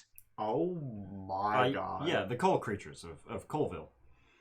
So there are things I have built in to affect maneuverability, so it's not going to be this. If you encounter one ship of one type, it's not going to be the same encounter every time. I That's try like to like change it up. soul coin Yeah. shit. Yeah. It very much is. I actually went back to the Infernal War Machine's rules and used a lot of those to base what I'm doing for this system. Got it. Because again, even that system, as shitty as it was, is still more robust than the 5e spelljamming ship-to-ship combat, which basically says, don't do it, treat all ships as just maps. Which is fine, but I want to add in some of it, otherwise what's the point in going to space? Right. Yeah. If you're not going to use one of the defining features of the setting, what's the point? Yeah. So I have had to add The enemy's some stuff. ship is down. Right. So ranged and flying capabilities, I don't think are necessary because you're not necessarily going to be having huge, prolonged person-to-person fights across ship battles as you're moving. The idea is that combat you're dogfighting a little bit, and then at some point you will collide, and then we'll move into a normal terrestrial. Got it. You You want to go like Warlock with Eldritch Spear and Spell Sniper and Start picking I just enemies don't. off. I don't think 600-foot Eldritch Blast. it won't give you any particular advantage. You can use it for sure, that isn't a problem. But a lot of the weapons you'll have on board will require multiple people to use at once. Yeah. So you may prefer to just use the weapons you have and add your effort to that rather than you just trying to snipe one guy you can barely see 600 feet away and on a moving ship. Just gonna look at that. So we've done the races, that's fine. Everything else is kind of. But when you say how much cheese is allowed, How much cheese is allowed? Space is dairy free. Thank Christ, because one of us is lactose intolerant. Yeah, thanks. 2. Two of Fuck. us are like What would you like to define as cheese? It's normally like a curded. This is more of a. I think this is more of an other player's question than a DM question. But like, how incredibly busted can my character be without like making people feel bad about how incredibly busted their characters aren't? I don't know what. When I was playing Ned, I felt bad for doing 140 damage per turn. But that's not busted. That's a fighter. No, 140 damage is not a fighter. 140 damage is busted. Combat That's an usually echo knight. takes a backseat in terms of role playing for me. I can't speak for everyone else, but like I get that, but like there are builds that I could build. If you want to be incredibly useful in combat, I say go for it. if that's how you have fun, go for it. It's not. Okay, then- how do you have fun? I don't know yet. I mean, I have ideas. Then don't build a busted character Would and it feel just bad out. to know that you could be doing 140 damage per turn? No. Okay. It would feel bad if there was another character who was basically only built for combat, and then I did better than them in every way. Welcome to the Perma DM. Dude, fucking Echo Knight is so busted. You gonna be an Echo Knight again? I'm not. Then I'm don't just, worry I'm about just it. saying, Ned was stupid powerful. I don't think anyone. Way too powerful. Oh my god. That was a basic. Jordan played He's the Rhyme Echo with Knight, you when you were I was fine with it, and he yeah. was fine with it. I was mostly worried about Star, because rogues are one-trick ponies. I think Amber's typically like me, where it's just Yeah. like No, I'm gonna fill a gap, and At you 3 know. points in that campaign, I reached out to Amber, like, I feel bad because I'm doing like 2 to 3 times as much damage as you in combat. And neither of us have any utility, it's just damage. Is that okay? I'm in it for the story. I just want to be in a Flash Gordon space opera. I'm not even, at this point, like I wrote that days ago, and at this point I'm not even planning a cheesy build. So, Then- You're fine. Don't worry about it. You're good. okay. Yeah, I'm planning a more utility character anyway, so. Same. I also think for the fact that there's only 4 of you as the like stable group, yeah. Right. that being a bit over the top is not a problem because you might be required to. Because if 2 of them get knocked out by an ability and stunned, having one character that can power up really stupidly when it needs to, it's not the end of the world. I vote that that's Steph. What? What we like? What? You're the character who Steph, can power you're up. the only cheese character allowed Yeah, now. we Thoughts optimize you. the shit out of Steph's character. All right, so we gotta talk about a homebrew subclass for barbarian, so I can be the most overpowered. And possibly arcane, marksman, Arcane Archer. arcane gunner, Yeah. Yeah. Ooh. arcane shooting Cool. boy. I kind of have no issue with like anything that's like. We were looking at Arcane Archer the other day, and we realized that for Arcane Archer, it literally specifies short bow or long bow. You can't even use crossbows. Yeah. Also, elves only. Really? Yep. None of the Ask racial your DM, but shit is. I don't give a crap. Like if you want to use Battle Ranger and you're a dwarf, use it. I don't. So care. That's the subclass Steph wanted to homebrew to make less terrible. Like if you don't like it as it is, then we can tweak it. But I don't care about the racial restraint at all. I want a beak sword. no, beak sword, no regular sword, and flippers. And The only thing I would say is Texas are you planning on using the plated element of? So we were like, what makes Battle Rager ass? And it was like, okay, well, the protectors for the Doar, where it says is like normally wear heavy armor, but then Tobogganer doesn't work with heavy armor. Right. So we're like, okay, let's find a different way to. Yeah. It was also just like, just talk to Tim. He's the DM. Yeah. You'll figure something out. And this doesn't have to be on stream, but Yeah. I would like. It's gonna I get don't. crunchy. I am not the type of player that just wants to optimize. I don't. But But you also need it to I need work well enough for synergy. you to have consistent fun.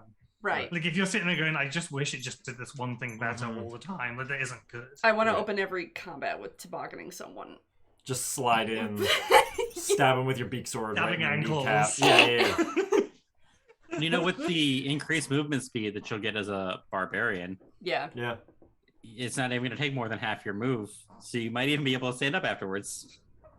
Well, the other thing is, take, what is it, athlete? Yeah, athlete will give me a 5 foot stand up. 5 foot stand up. Yeah. Yeah. Rather And than then half we your can dash fucking as a speed. bonus action. Yeah. And the Just add angriest some mobile penguin. into there. It'll be Yeah. fine. Oh my god! Just sliding across space, Whee! Is the vacuum of space considered a smooth surface? Oh my god. Frictionless, so yes. Yes, I just don't. How are you going to move through space? As long as you have momentum. Someone needs a fastball special me just out of spaceship This- door. I have a. This I is have a another- shot of Yeah. momentum. This is another thing that doesn't hold up. So there's a part in the adventure where it says, this person ties a rope to themselves and pulls your ship because they can fly at 60 feet and your ship only goes 30. Oh. If that is the case, Yeah. why is anybody bothering Yep. with a 30-foot give speed me of their a helms? team Just of- tie a dragon to the front of it Yeah. or whatever. Fire fucking space swine to the front and get to it because it implies that the ship is weightless whilst in space. Bullshit. Not doing it. It has mass. You cannot pull it. Bless you. Fuck you, It you just- cannot pull It it. just doesn't hold up. No. The logic doesn't hold up. How does it exist in that world? They needed some It sort just- of like fucking space person to write this content. Space person? Space You mean person. Physicist or Space astrophysicist? Someone from NASA. Neil Yeah. deGrasse Tyson. I have someone. I know someone. You know someone. Intimately. Not intimately. Personally. Is it your mom? It's my father, yeah. Let me get the NASA hoodie you just brought. I do have it. Anyway. So yeah, I think that's everything from me that I have to talk about. So basically, you guys tell me what you want to know, or Alright. if you have fixed characters, just you I'm gonna bombard pee me and then now. figure out questions. All right, so Okay, I sure. mentioned being from the moon, and you were like, "Do I have a lore dump for you?" Oh god. It is Trito time. Can you reach that? Oh god. I can get up and get it. It's only a 4.5 foot wide table. I don't have... Samus, you want chicken? Sam's chicken. Thank you, Fessler. Yes, please lore dump me, Daddy. So I don't know if you've read about Salune on the wiki. Illusions. Yeah. So Salune is not Salune; it's Lyra. There is an advanced civilization that has lived on the moon for however long. Okay. They have a spell-jamming dock on the dark side of the moon. They have a beyond wish level illusionary shield Yep. that hides them from society. Is it a mythal? They are. It's never. It's just a gift from the goddess Lyra. Okay. It's never really defined necessarily as a mythal. Hugely suspicious of Torellians. Don't like them. Very isolationist.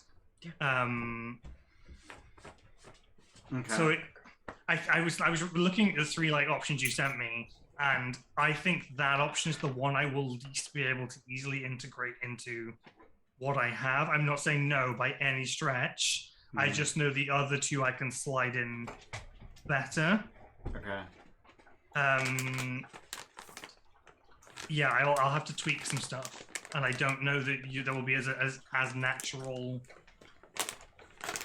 an integration. Okay, so the I think something that might help you is that my idea for that character is basically that the character is a pile of contradictions. So when you say they're highly suspicious of Torilians, I'm like, perfect. I don't do that. Okay. So like my idea for the character is basically that everything you'd expect this character to be, he isn't. So he's a druid, so of course he's in tune with plants and animals, and he thinks they're fucking weird. And he's from the moon, so you'd think he's comfortable in outer space because there's no clouds or sky. And he's just so uncomfortable with the vacuum of space around him. And just everything about him is a contradiction. So I don't know if that helps at all. I think it very much depends to me what you want to do with the character, what like your motivations are. I think that element may make things easier for me, but as backstory, it's going to be tricky. Okay. Like you can integrate, that's fine, but in terms of me building backstory into future story, that might be tricky. Okay. Based on some stuff that's going to happen. But it very much depends what you as a character are trying to do. And I think that was a thing that I know that you were already saying that you weren't really sure about. So that's why I think if you had a more robust idea of what you as a player want to do, then that will be fine. But I think right now, those are two weak pillars that I can't hold anything on top of. Right. But if it was one that was weak and one was strong would be fine, which is what the other two are like. But with this one, unless you know really strongly what you want to do with this character, what you want to pursue, it might be a struggle. I will do it, not a problem. I'm never going to say no, and I will work to make it work. But I'm just saying there might be less in it for you from the get-go, and there might be a long wait for kind of some good resolutions of stuff. So the only real like motivation that I had come up with was basically I was vaguely aware that there was like civilization on the moon. Like I'd read that before, but I was imagining that this character was not from that civilization and was basically just like spent most of its life alone on a rock, not knowing that other people existed at all, and became a moon druid by way of being on the fucking moon. It's just, I am this land. And every night would stare up at Toril, every Torilian night that is, would stare up at Toril and see these lights shining, clear indicators that people exist, and just being fascinated with that concept. And never having any interaction with it. Okay, I think I have something that could be really good for that. Okay. I even have a name for this character. Okay. It is 5e1-u/v3. So 5e. 5e. 5e1. I just put it in Twitch chat. Does it mean anything, or is it just a string of... It's Salune. So your biggest enemy is going to be what? 131 R RA. Okay. Yeah. Okay. Yeah, I think there might be some. I might have to like send you some stuff. We might have to like work on some things because I think there's a really interesting potential. Okay. For that character idea. We might just have to like work on the down low on some stuff. Mm. Yeah, I could probably make that work if that's the character you want to go with.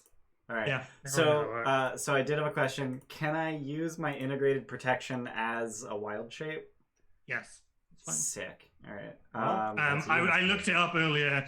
Like the rules is written no. Chris Perkins says no. It's a +1 to AC. I don't give a shit. Yeah. The other thing is I was contemplating a monk dip, which would allow me to use monk unarmored defense in wild shape.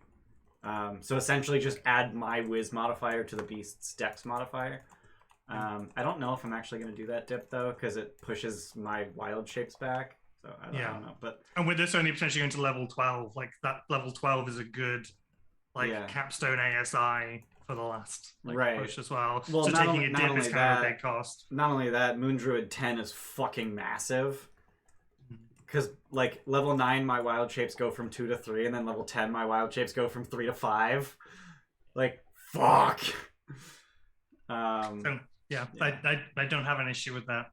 I looked at Autonome as well. I think that would have been slightly more problematic. 13 plus dex. Yeah. Because it's such a big bump. So the thing is that actually is for Direwolf, which is statistically the best CR1 wild shape, that's still only a +1 AC because Direwolf has 12 plus dex AC already. For Brown Bear has natural armor of 11 plus dex. So that would be a +2 to AC for Brown Bear. But for some wild shapes that don't have natural armor, it would be a +3 to AC. I think what the middle ground may have been, if you want to look like the animal in its entirety as a beast, you take their AC. If you want to look like Metal Mario Beast, then you can add the protection. So you're going to not look like a creature. You can't stealth into somewhere or look like a natural occurrence in an environment. But I would let you keep it. So that might have been the middle ground on that. But okay. The other question is, if I've spent like my entire life on the goddamn moon, how is it that I know how to turn into a wolf? Space wolf. So I guess it could have been it's funny that you're calling yourself Slooney because it probably would have been a gift from Lyra. Because she's all about illusions and secrets and hiding and deceit. Like the idea that you can change your form is a huge like trickery domain thing, which is exactly what Lyra would be. Yeah. So maybe that's the contradiction: is you're called Salune, but you've been affected by Lyra. You spent so long under this shield that creates a beyond wish level illusion that it has literally integrated into your system. I dig it. I'm still debating lowercasing the V in my name. Because that's just how you write V3. You want to be known as V3? I was thinking I'd be called 5e. 5e. Yeah. Okay. That's not any confusing at all. That's not a problem. I'm not going to say like, well, fuck 5e because of this, and 5e doesn't make sense. You guys ever think about how much 5e sucks? Like, yeah, all the time. Sad puppy noises. Oh god. Okay. Just out of curiosity, do you have any thought of like how long you've been there? What's been? Not really, no. Okay. So when we started Waterdeep Dragon Heist, which was pre the Gilded Troll, we had come up with the idea that Denton was the very first Warforged, and he was born in 1498. So that would put a hard cap on my age at 10, but no, as long as you didn't have an idea, I have something for you. And I even have potentially a way for you to have gotten off the moon. Sick. Trust the DM. I trust the DM. Yeah. So my absolute fucking favorite moments as a DM in session 0 is when a player says something and I'm like, I have just the thing for that. That's my favorite. I'm going to trust. It took me a moment, but it's when you said that was how they existed. It makes sense because I have a thing that I have already made, and you can just have that thing instead. Just fine. Dig it. I will trust. Yep, it's fine. Okay, cool. I think that's me done. Like I'm gonna leave my session 0s over. I'm actually gonna pee real quick, and then we'll move on to someone else. Do we want to take a break? Can do. It's about that time. Yeah, we can take a break. Cool. I could pee. All Roll that trailer. Yeah. Oh wait, yeah, I'm gonna trailer Yeah, you and gotta then do the all intro right. and then be right back. So we'll be back in like 5 to 10 minutes. Don't forget to enter the giveaway, which this month is a painted mini by it's Moi. the Queen of Hell. It's like partially painted, right? Yeah, Yeah, where is it? I don't know. Grab it. Find it. I don't want to. That's gonna take time. Tim has to pee. Don't take up too much time. It's not important. Enter the giveaway if you love me. Wow. Yeah. It's fine. All right, we're gonna be back in 10. All right. Wait, not wait. Don't I'm in the leave me. wrong folder. Don't leave me. Wait, there's two things labeled Please don't trailer. leave me. Which one is? The second one should be intro. Chat, please. It says trailer, not intro. Please don't leave I'm me. going. Goodbye. All right. Please don't leave me.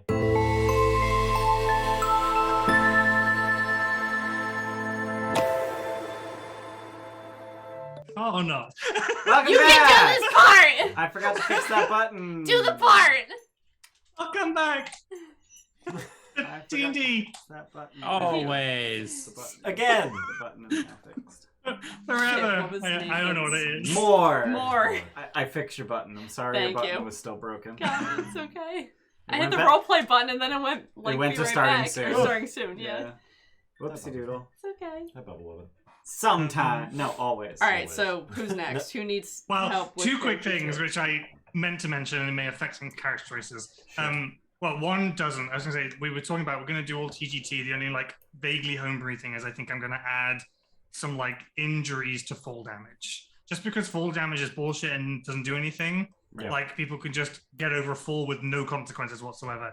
Probably not going to come up a huge amount, but I would just like, for instance, on a natural one on a fall, to just have something like a broken leg or you pull a muscle, just something Mhm. extra to fall damage. What do you mean a natural one? Like if you do a dex save to avoid damage on falling. So that in and of itself is a homebrew. Yeah, Okay. Just wanted because to call that out. there are some things where it's in the adventure. It's like if they jump off this, you can do a strength or a dex check to try and reduce the amount of damage you take. And I would like to add in just an extra, like if you really fucking beef it, Yeah. there's an added consequence to that.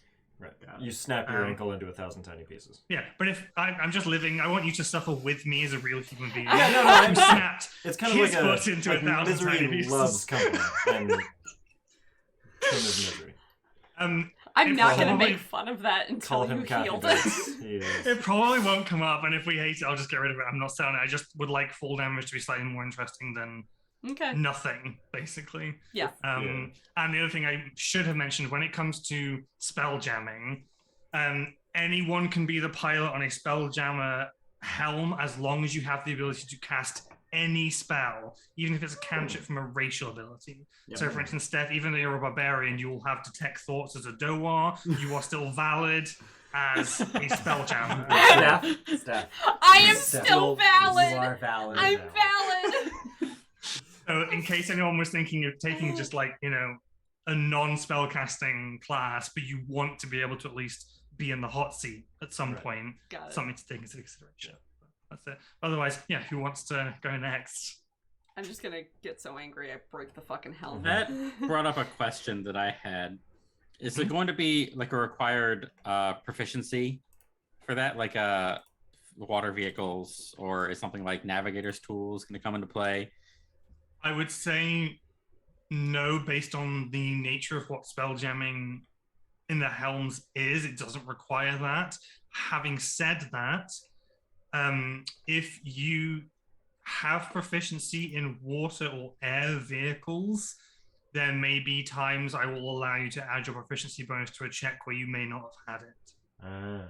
Okay. So part of if the you're thing with- piloting and you have to make a strength saving check for the ship and you're not proficient in strength saving checks, if the situation allows for it, but you are proficient in naval or air vehicles, I may allow you to add your proficiency to that. One of the things with the Astro Elf is I can choose a different proficiency after a long rest. And I was thinking, I can pull the ability to fly these things out of space. You are effectively going to be being trained for X amount of weeks of Spelljammer in order to do that anyway. Mhm. So you will all essentially, as long as you again have the ability to cast a spell, every single one of you will not be considered mechanically proficient in spell jamming, but will be proficient in spell jamming. Okay. Gotcha. If that's what if you have the ability and you choose to do that, you will all know how to use a spelljamming helm. There's just no proficiency mechanically for it. Okay.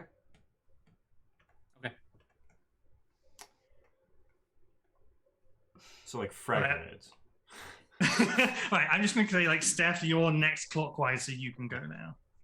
So, I have a fair idea of who I want to be. Apparently, I have to. Who is that? Who is it that you I am wanna an be? angry penguin, and apparently there's a planet for that Doar's like originated from that isn't super sought out, and there's not a whole lot known about. That's fine. My parents could have been from the whatever. I like the idea of an angry salesman. I like the idea of being a protector. I have an idea that I could have been a protector for a cartel, and the people that lead cartels are called presidents. That tickles me. Yep. So, what could a president have done that maybe I was like, nah, fuck that, I want to protect Toril instead? Where do you want to be from? I'm very open to any idea because the whole, like, lore and realms is not my strong suit. I'm just gonna... Are there any Torillian Doar? There's no reason there absolutely couldn't be. Like, Okay. there's just no reason. I mean, there could be an entire clan living up in 10 towns because the IC... Like, Yeah, like, I was just IC gonna say, okay. Spine of the There's- World or north thereof. It may not be canon, I don't give a shit. They can live there. You can also be from the Rock of Brawl, where they have huge mercantile stuff. There's also a planet called Cardri, I think it's called, which is a water planet, but it has really huge ice caps around which are populated. Okay. What about? I don't think there is a known. What about Oh, yeah, Ithrin? Ithrin. If that's something you want to do, I have done some stuff.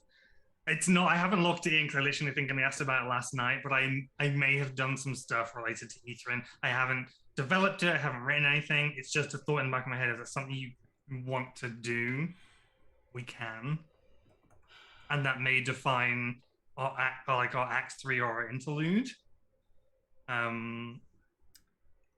I haven't developed it, but I'm more than happy to because I had a fun idea.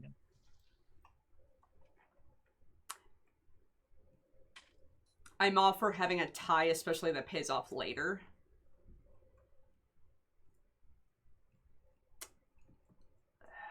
So if there is some tie-in with Ithrin, how Toril,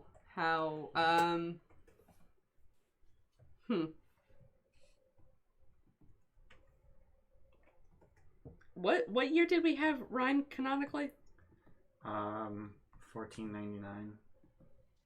1498. It was a few somewhere around years there. ago, just under 10 years ago. Yeah. Okay.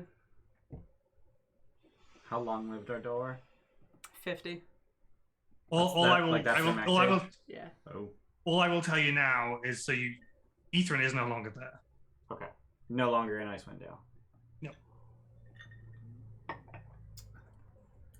I haven't decided when it left, but that we can tie that in for a reason for you to have left to sort out something, but it is not there. Okay. I could be from the 10... There's no mercantile shit. Like, how do I... 10 towns are very mercantile. Okay. They don't have the resources to live on their own, so they have to trade with the Sword Coast. Okay. Well, it's like Luskan is a very northern city that will have trade opportunities. It's the northernmost city in that sense, like metropolitan. What's the city. name of it? Luskan? That's Luskan. where the Luskan. Arcane Brotherhood is based, right? Mm-hmm. Yep. Yeah. Okay. Okay. So, like, just for flavor, you're all going to get an invitation Tower. saying thank you for, you've been accepted to the academy.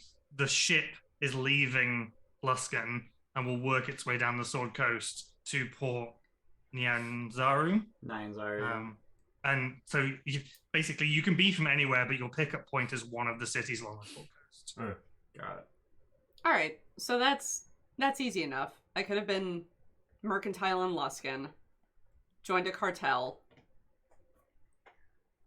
A president wanted to fuck up. I don't know. Like, Doar aren't evil. It's not like they're gonna be like, yo, fuck this area. I'm gonna try to smash it. You know what I mean? Like, They could be capitalist swine, though. They're basically right. slightly better aligned Ferengi. what? We're not They're Trekkies. slightly- Sorry. Moses Moses is the oh. Trekkie here. Space Jews. I mean, sorry. I mean, yes. He's allowed to say that. I'm allowed to say that. My name is. I'm Jew. Their whole thing is like, turning a profit, but they're not evil. They're not going to like actively screw people over. But the idea is accumulate as much wealth as possible. They are true neutral. Whichever one is just out for yourself. No, they have a code. They're lawful neutral. Out for yourself at the expense of others is neutral evil. It's not necessarily at the expense of others. Without regard for the well-being of others. All right, yeah, that's neutral evil. But they get better because, like, they decided to stop, shitting on the one race coded. Yeah. Anyway, neutral-ish. They do bad things sometimes. They do good things sometimes. As long as there's a profit. Capitalism. How would putting a part of 10 towns in danger make them profit? Just for my own headcanon. Okay, so here's the thing. If you destroy the natural resources of a region, you can then sell that natural resource to them at incredible profit. Kind of like Nestle steals all the water from every region my God, it fuck does you, business Nestle. in. Fuck Nestle. Alright, Don't at fuck me. Nestle. Don't sponsor us. Don't sponsor us. I don't know. Okay. A lot of money. I swear to God, if Nestle was like, "Hey, can we sponsor you?" I would literally tell them to fuck off. Yeah, Yeah. but then you could just give all that money to, buying water for people. Doesn't matter. We'd have to like sing their praises every week. Do you have no integrity? Have to? We could just take this Sponsorship deal, probably. Yeah. I would happily take their money and then do literally nothing Exactly. that I was contractually obligated to do. Yeah. But then I would be in breach of contract and they would sue me. And they're Nestle. They'd win. We get the... It's late to allows. Toulouse. Anyway. I've never made that recipe. if Toril was if part of Toril that I Or had like that tied time to at Nestle. was threatened, that would give me plenty of motivation to just be like, nah, fuck this, and then join the Space Academy. I think I'm fine with that. And then I still need to figure out subclass, but I can figure that out later. When do barbarians get their subclass? 3. Okay. So I got time to So- think about that. Something that could have been happening was, what if the Dower had moved in with the Arcane Brotherhood to sell off the shit that they didn't think was significant enough to keep, but still arcane whatever. And then at some fucking point, Ethan shot into the fucking sky. I'm Which- sure it made some sort of pit stop in Luskin. Which would have, you mean you could have been based out of Luskin, with the Arcane, doing that. He was trading out of there by the Arcane Brotherhood. Mhm. And then one day it's a fuck off city, just flew up into the sky, which made you think, where the hell was it going? What was it doing? Okay. Which may then have interested you in what is beyond our planet. I mean, you was the Dowa, you probably would have known anyway, but like having just passive insight, because Dowa are a spacefaring race. Okay. Because penguins made it to space before humans. I played that. Yeah, that Flash makes game. sense. Penguin Space Academy, whatever the hell it was. There's literally. Are you talking about Club Penguin? No. Learn to fly. Huh? Is it Learn to Fly? Learn to. I Thank think you. it's Learn to Fly. Oh Yeah, yep, my it's Learn to Fly. God. It's a fantastic game. What? It's a fantastic game. I recommend everybody if it's still around somewhere. Learn to Fly penguin game. Oh my god. Oh my god. What? Yep. Yeah. It's a real thing. Wait, it's like a... Oh, okay. Wait, this is new. This seems different. They seem to have remade it. I don't know what the hell this There's is. a couple different ones, I think. Right. Well, so here's the thing. Any Flash game has to have been remade right. because Flash is no longer supported by any browser. Yeah. So they're probably all built in like fucking Unity or some Oh shit. my god. Anyway, you're a penguin. You start out with like a hang glider, and eventually you have like a rocket strapped to your back, and you go higher and higher, and that's the game. That's I'm adorable. not playing the Moses game. for blasphemy. Thank you, Shadow. Someone else was on Newgrounds way too much. Thank you. I like the curiosity ploy a lot better. Ethan shooting up and being like, fuck else is up there? I like that better than what I had. Okay.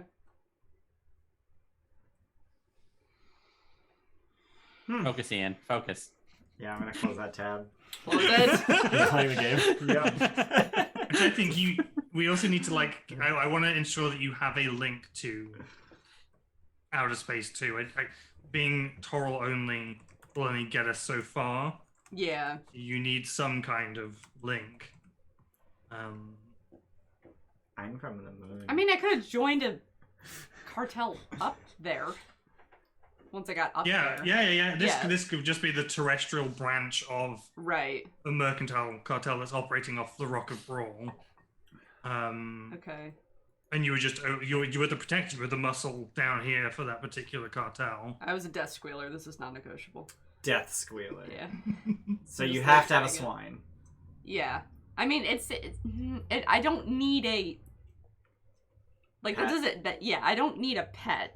Like Luke demanded a fucking big ass dog. In Luke has a Falcon. ass dog. fascination Big ass with dog. mounting Right, there's things no dogs and on the having... moon, that's a rule. Yep. Yeah. I'm a druid on the moon. I No carry dogs a on the moon. harpoon. What's that rock of... What is it? Brawl. BRAL. Got Yeah, it. Rock of Okay. It's the...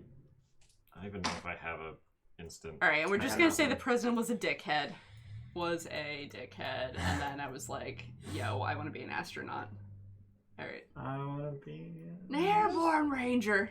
A spaceborne ranger. I started building my character and I realized that as a moon druid I should dump all of my physical stats. And that seems like a really bad idea. There's a lot of charisma stuff in Doar that I feel like is gonna go to waste if I go barbarian. Shit. I'm trying It's to just find your detect Humber thoughts, thing. though. It's just detect thoughts. And it only counts if you're going deeper.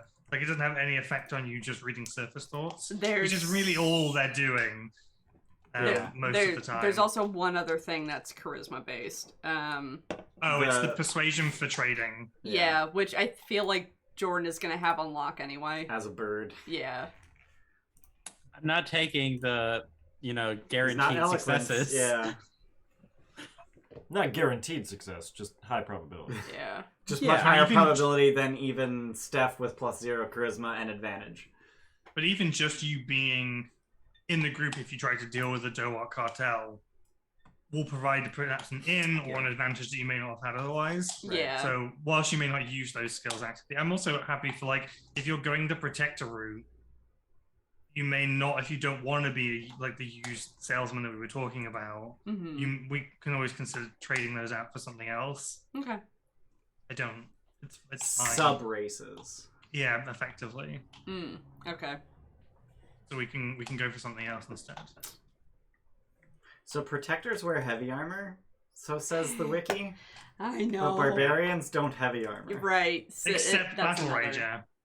Battle Rager doesn't even get heavy armor. Spiked Wait. armor is Really? medium. Oh Yeah. yeah. Spiked armor is basically just scale mail.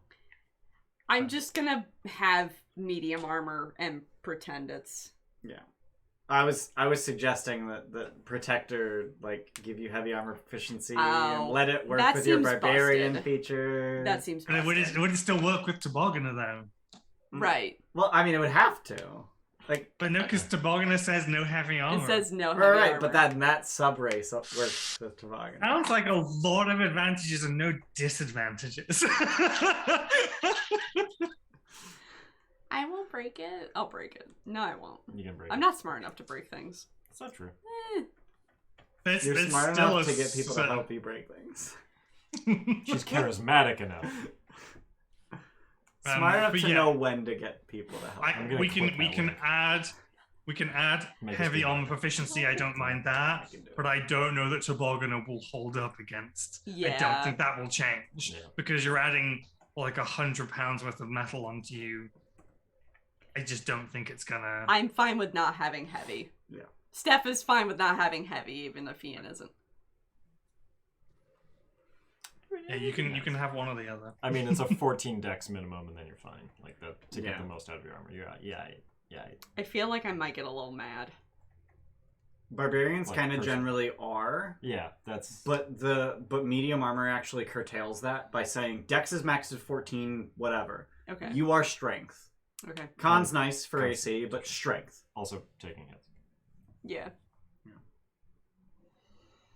I mean, that's always true. Con Right, is but nice your for con hit mod points. is twice as effective for a barbarian, generally. Right.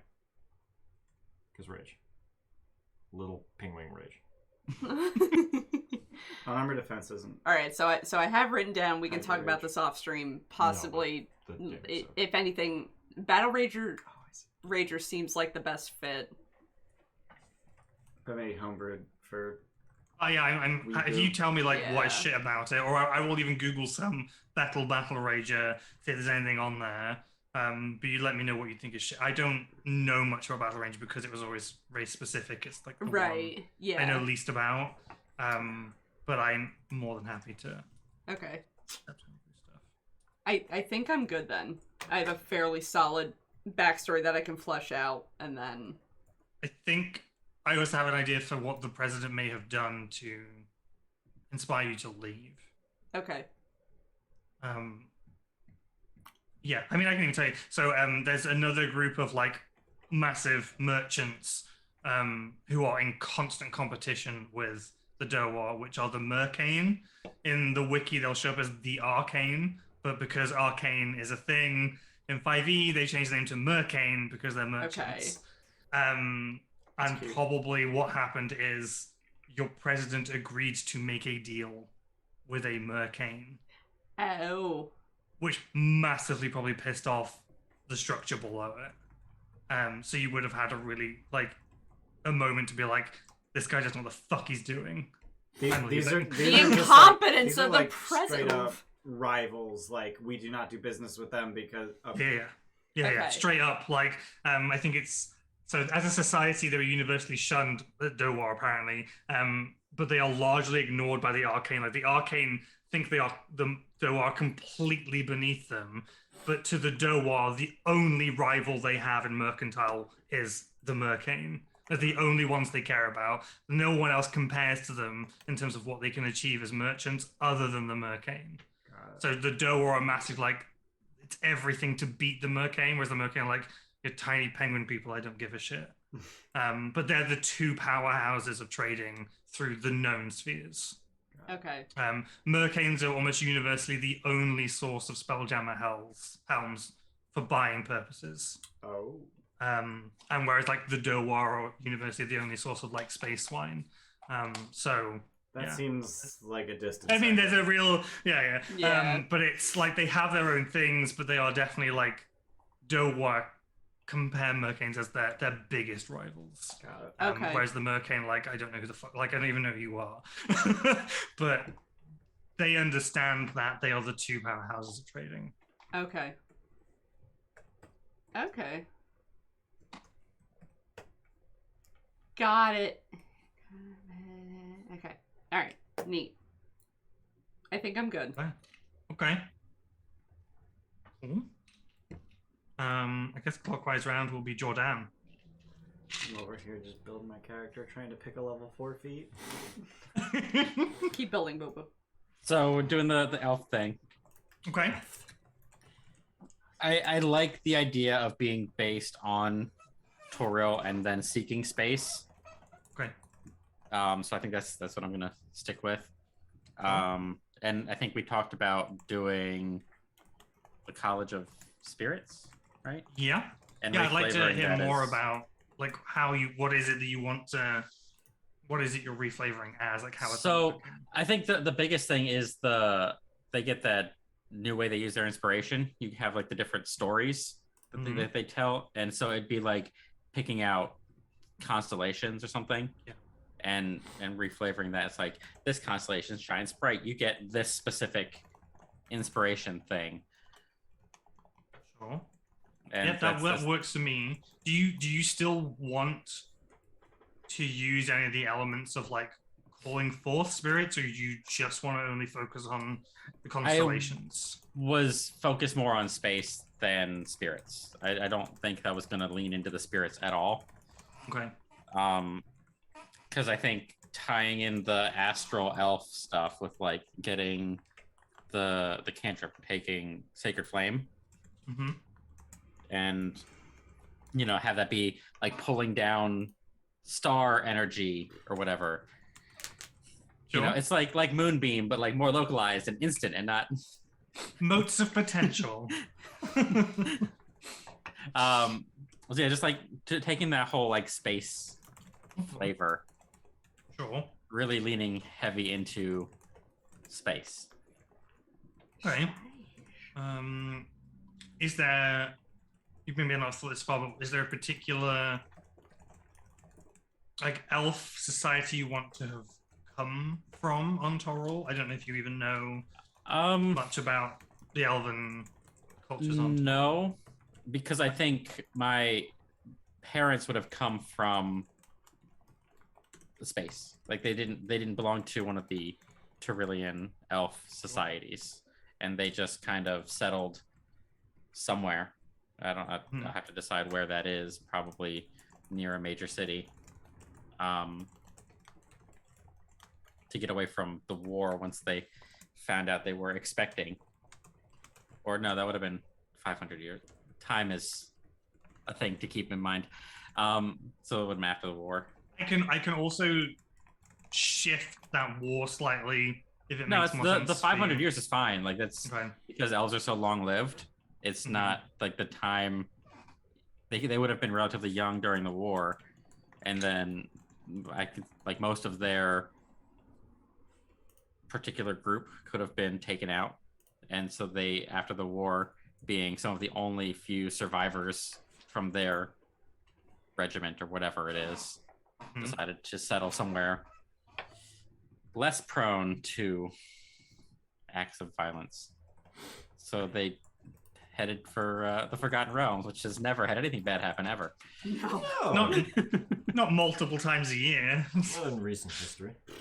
The 1490s, man, just fuck.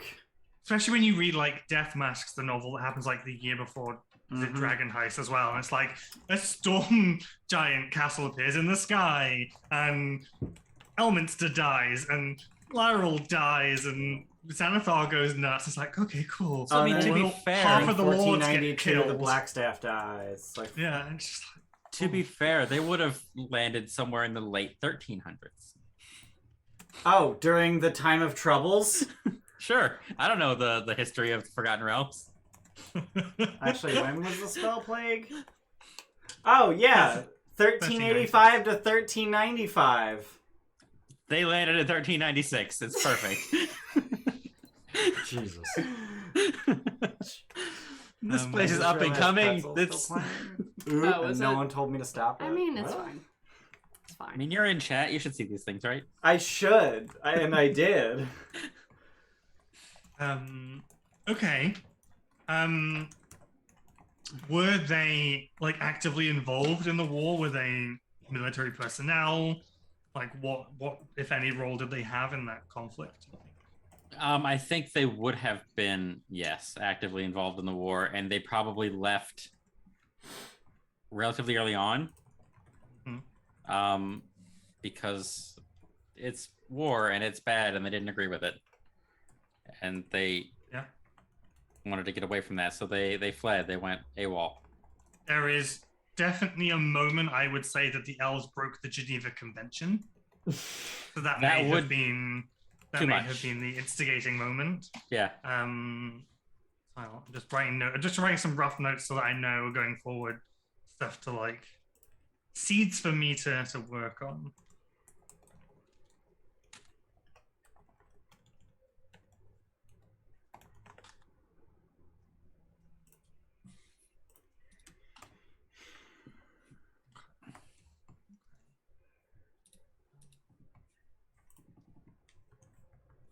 And I want to say over the span of a couple of years, they probably would have both. My parents probably would have both died, just of old age. Old age. You may not have even thought about this. Do you know or think that they might have any other extended family still like up in space? I haven't put much thought into that, but it's definitely a possibility. I mean, they definitely could. If you want to introduce that, I'm willing to entertain that possibility.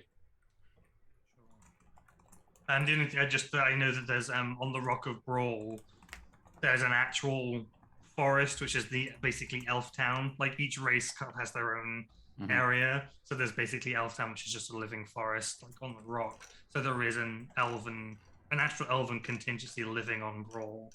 So just whether you would want to seek them out or not, just something to consider. I don't know that I'll crowbar anything in, but that's there if it's something you want to explore or not. I'll keep it in mind. It's not something that I had thought about the character doing. They might, because this whole going into Spelljammer Academy is to get more in tune with the past of where they came from. So it's definitely a possibility. Yep.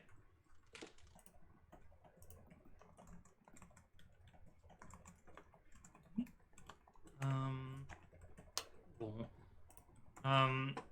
Is there anything in particular like you want to achieve out of it? Is there any kind of character arcs you want to look into? Hadn't gotten that far. Right, that's fine. We can certainly cover that in the next couple of weeks. Okay. Sure. Sure, I think that's probably all we need for now. Oh, in terms of like backgrounds, what backgrounds are like the three of you that have gone so far? Have you had backgrounds in mind that you're thinking of using? Failed merchant. That's not a thing. It is in Fall of Kings. That's Call of Cthulhu. We can't use that. Sorry, it's called Fallen Merchant. No. I mean, there's like clan crafter or whatever, or there's merchant, isn't there? There's guild merchant. Yeah. Yeah, there's a bunch of shit I can. I was looking at Hermit because that definitely. Yeah. would I literally just have this concept of spending years without seeing a single person. I could be like some sort of mercenary. Just sitting in the too. middle of nowhere, not needing to eat, drink, or breathe, sitting there staring at Toril.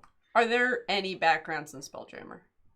Probably there not. are two, There are and two. we're not going to use them. Okay, all right. Because That's fine. both of them are like, you have existed in the astral plane for 400 years, and you get a feat for free. And I just don't. Wait, I think is Spelljammer 1 D&D? What? What 1 D&D? The 6th edition playtest. Oh. The Oh whole... no, but in the book, there's two backgrounds in this book. No, I know, but like in the playtest, like every race gets a feat for free. Oh well, that's why. So I was going to say, if we were going to play in 1 D&D, this would be applicable. Got it. However, I feel like for now, let's not use them. Because they don't fit into the theme I'm going for the first art, which is that you may not know everything about Spelljammer. You may not know anything about the astral plane. Let's learn together, and you'll kind of have that naivety, and we'll grow. Right. Whereas, like, these are like, yeah, you have existed in the astral plane for 400 years. You're a being of unknown. And it's just like, no, let's not. That's not gonna work. Yeah. Let's not do that. I'm sure that would work in a lot of campaigns, just not when you're starting at Spelljammer Academy. For sure, especially if you want to use it as though you all know stuff. Right. But this just... so there's Astral Drifter, which is, you traverse the Astral Sea. You know everything about, the Astral Sea. You've seen everything from dead gods to narrowly escaping the psychic winds and all this kind of stuff, and you get... But you're level 1. Yeah. There's a failed merchant in Acquisitions Incorporated. Oh. Fuck Acquisitions Incorporated? But that's also Tim's decision, not yours. I'll have to check because the ink stuff is pretty crazy, but I don't see a reason why not, but I will double check. All right. But yeah, so like Astral Drifter, you get the Magic Initiate feat for free. And Wild Spacer, you get the Tough feat for free. Plus the usual stuff. So they're just a bit much. Oh no. Oh. We got an auto crit from Ramber for Tim. Thanks, Ramber. Yeah. I put it in for you, Boo Boo. Because I Thanks, love him honey. and his enthusiasm is infectious. It really fucking is. It's not the only thing about him that's infectious. What That's the right. fuck? Infecting us all. It's oozy and it's green. Ah, You should see a doctor. it's a slime mold. I'm a Amber, plasmoid, tell me really. needs to see a doctor. Oh, he's a- Amber, tell a me needs to plasmoid. see Wait, a can doctor. plasmoids be green? Yeah, why not? It can be I any didn't. color you want. I didn't want to be a plasmoid because they were blue. You can be Can I any change my color character? you want. What a reason to be like, no, plasma. Yeah, because Oh my God. race color is something we really strongly feel about around here. I'm colorblind, like literally. I didn't know that. What? I needed to clarify literally because like some people say they're colorblind with regards to race, but no, I'm literally colorblind. Well, you are also colorblind with regards to. I mean, You can't tell a blue plat. Okay, I think well, that's just kind of done with Jordan for now. You had asked about backgrounds. I had gone far traveler. Sorry. Far Traveler. Okay, cool. Because I think that with the picture in the book, the elves have like black eyes. Yeah, with like a glowing pupil. It's like a glowing. Yeah. It's like Yeah. Neat. inverted, and so Yeah. I think that alone would have people staring. Yeah. Sure. You goddamn freak. All eyes on me. Mm-hmm. All eyes on me. All eyes on me. So I was not referencing that song. I was referencing the fact that the background feature of Far Traveler is called All Eyes on Me. Put your Sure, fucking hands up. whatever. If he I- calls his bard Bo now because of that, you're getting disinspiration. I mean, So Excuse if me, I I call my had a bard level- Bo, Ian hey. gets this inspiration. Yes. No, I did it Perfect. first. I did it first. Y'all can fuck off. I did Bo first. for Her level Odyssey 20. speedrun character's name was Bo because it was a little bit of everything all the time. It was every fucking race, I swear. Or Class. class, I It was swear. to half God. of all classes. Yeah. You had 6 classes. It was a little bit of everything. Yeah, that's fine. Cool. So the Far Traveler for you. 6 class character. It's that fucking isn't- stupid. It's so dumb that you can do that. The fact that it was busted was insane. Like the fact that you can do that, cool, whatever. I couldn't have built it without. I think you It and was- Moses helped me. Fuck. What did I do? I can't remember. Bo for I the thought it was Odyssey me and speedrun? Luke. Oh, was it you and Yeah. Luke? Yeah. Yeah. I don't know. Luke, where you at? I saw a channel point redemption come up and I was waiting for the alert, but it was Jax entered the monthly giveaway. Thanks, Jax. Yeah, I guess that leaves us with Mosas. Most ass. You want to be an I airborne would ranger? like- I want to gun. No, yeah. So I'm still debating between. I would like to gun. I would like to gun. I'm still debating between artificer of either artillerist, obviously, or battlesmith variety, and an arcane marksman of some sort. Artillerist doesn't hilariously They really does not don't work gun. with gun because Yeah. it doesn't get extra attack. But I would just flavor it as gun Okay, because that's fair. you're an artillerist. Right. Um. Firebolt, but gun. Right. Honestly, I think I'm more debating between like an arcane archer that's slightly adjusted to Slightly not less be garbage. bad. Yeah. Proficiency per short. I was actually just googling like how do people decide to quote unquote fix arcane archer, but that's Honestly, something proficiency per short seems like an easy fix. It's still grasping shot is always the best option. Is it? Yeah. Is that the restrain? Yeah. Is that just restrain on hit or do they go save? I haven't looked at it Okay. lately. But Anyway, that's something we can talk about after. Yeah, I'm honestly. open to fixing garbage subclasses. so always. basically, GIF with a gun Gift with a gun with mm, some statistics. But maybe who on are a you? maybe on a Drake, maybe not. Maybe on a solar dragon, I guess was also the idea. Maybe on a Solar giant dragon pig. wormling. I mean, eventually, a solar I super love Solar Dragon. Yeah. Just putting that out there. Given that I don't, here's the problem. None of my ideas have encompassed why the fuck am I on Toril, and that may inform the decision one way or the other.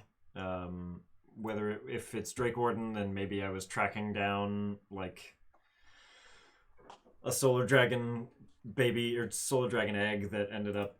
No, they kind of get born inside stars from my understanding. Like, they just live inside stars, period, so I don't know why an egg would end up on Toril. But Hey, well, there was a solar flare and one just burst out of the side of a fucking star. That's how it gives birth to new sure! ones. Sorry, Dad. Yeah, I'm perfectly fine with... Like, I need to examine... I feel like I'm worried about going the fighter, battlemaster slash gunslinger slash arcane archer route because I feel like they end up being pew pew and like that's it. Which is why I started to lean more ranger. Also, solar dragons are dope. Mm-hmm. And we can for sure add in the radiant. Yeah. If you go solar dragon or Luna, we can have cold in and Yeah. that's cool too.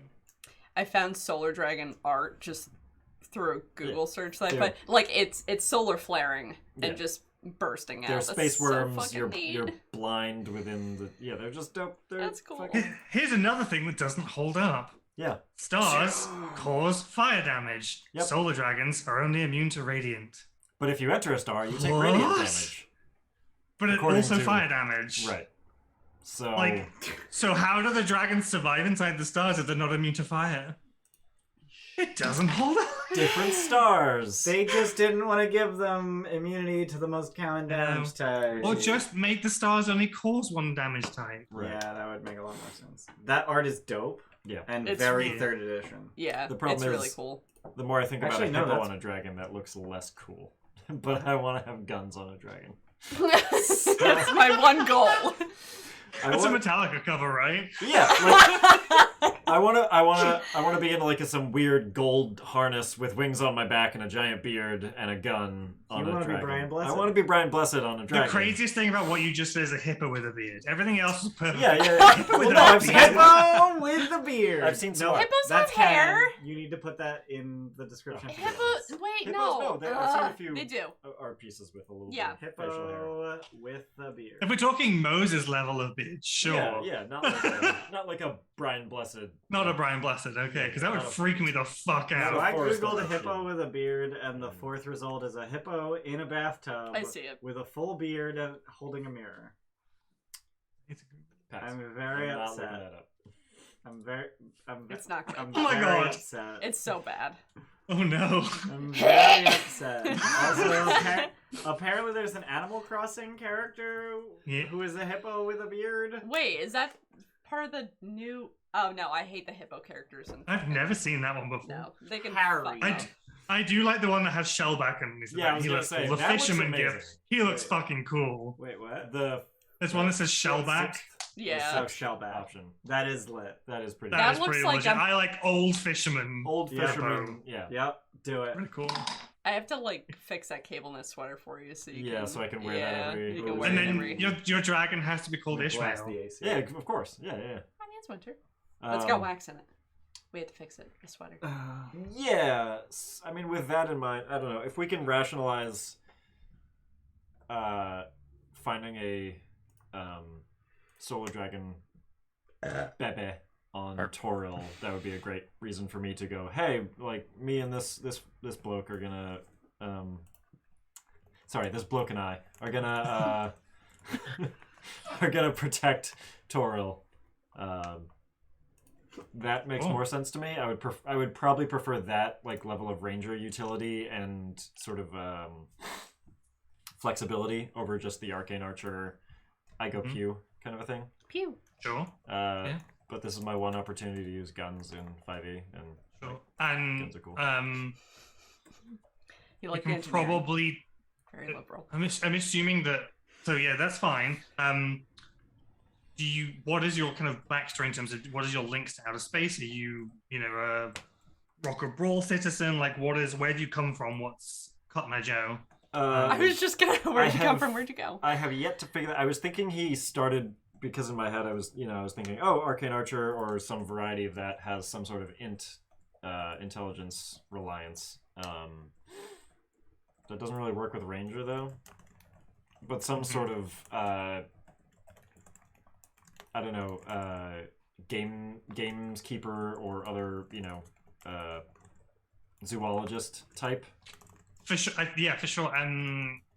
as a reason to be studying or following dragons. GIF have a really strong, well, in terms of, I want to establish my lore is that GIF do have a strong sense of conservatism.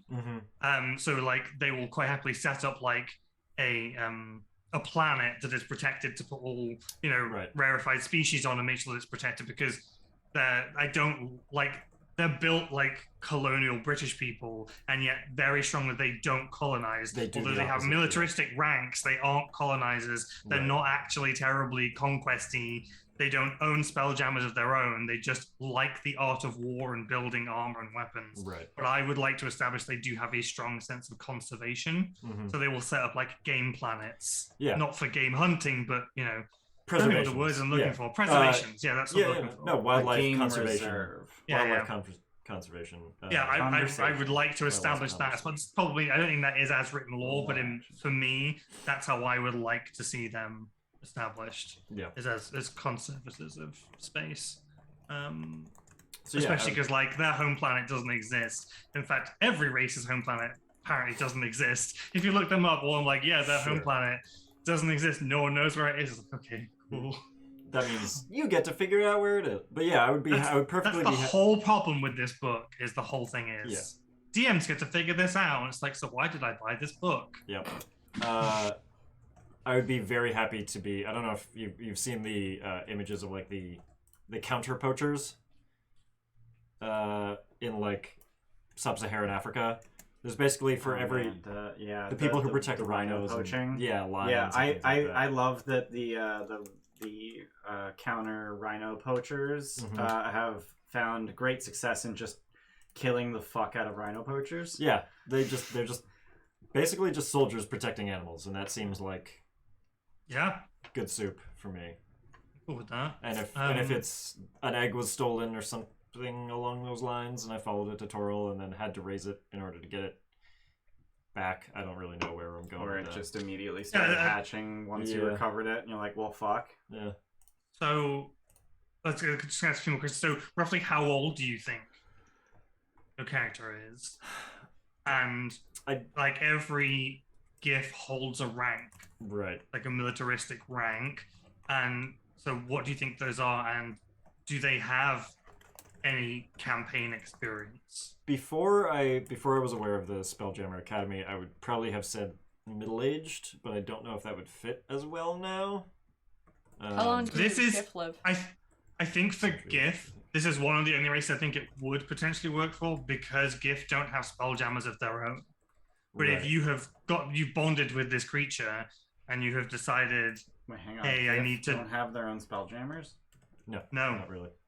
Until 5e, GIF were like incapable of casting any spells. And they Wait. would only travel as mercenaries on other people's ships. Like that was a racial feature, like you can't cast spells.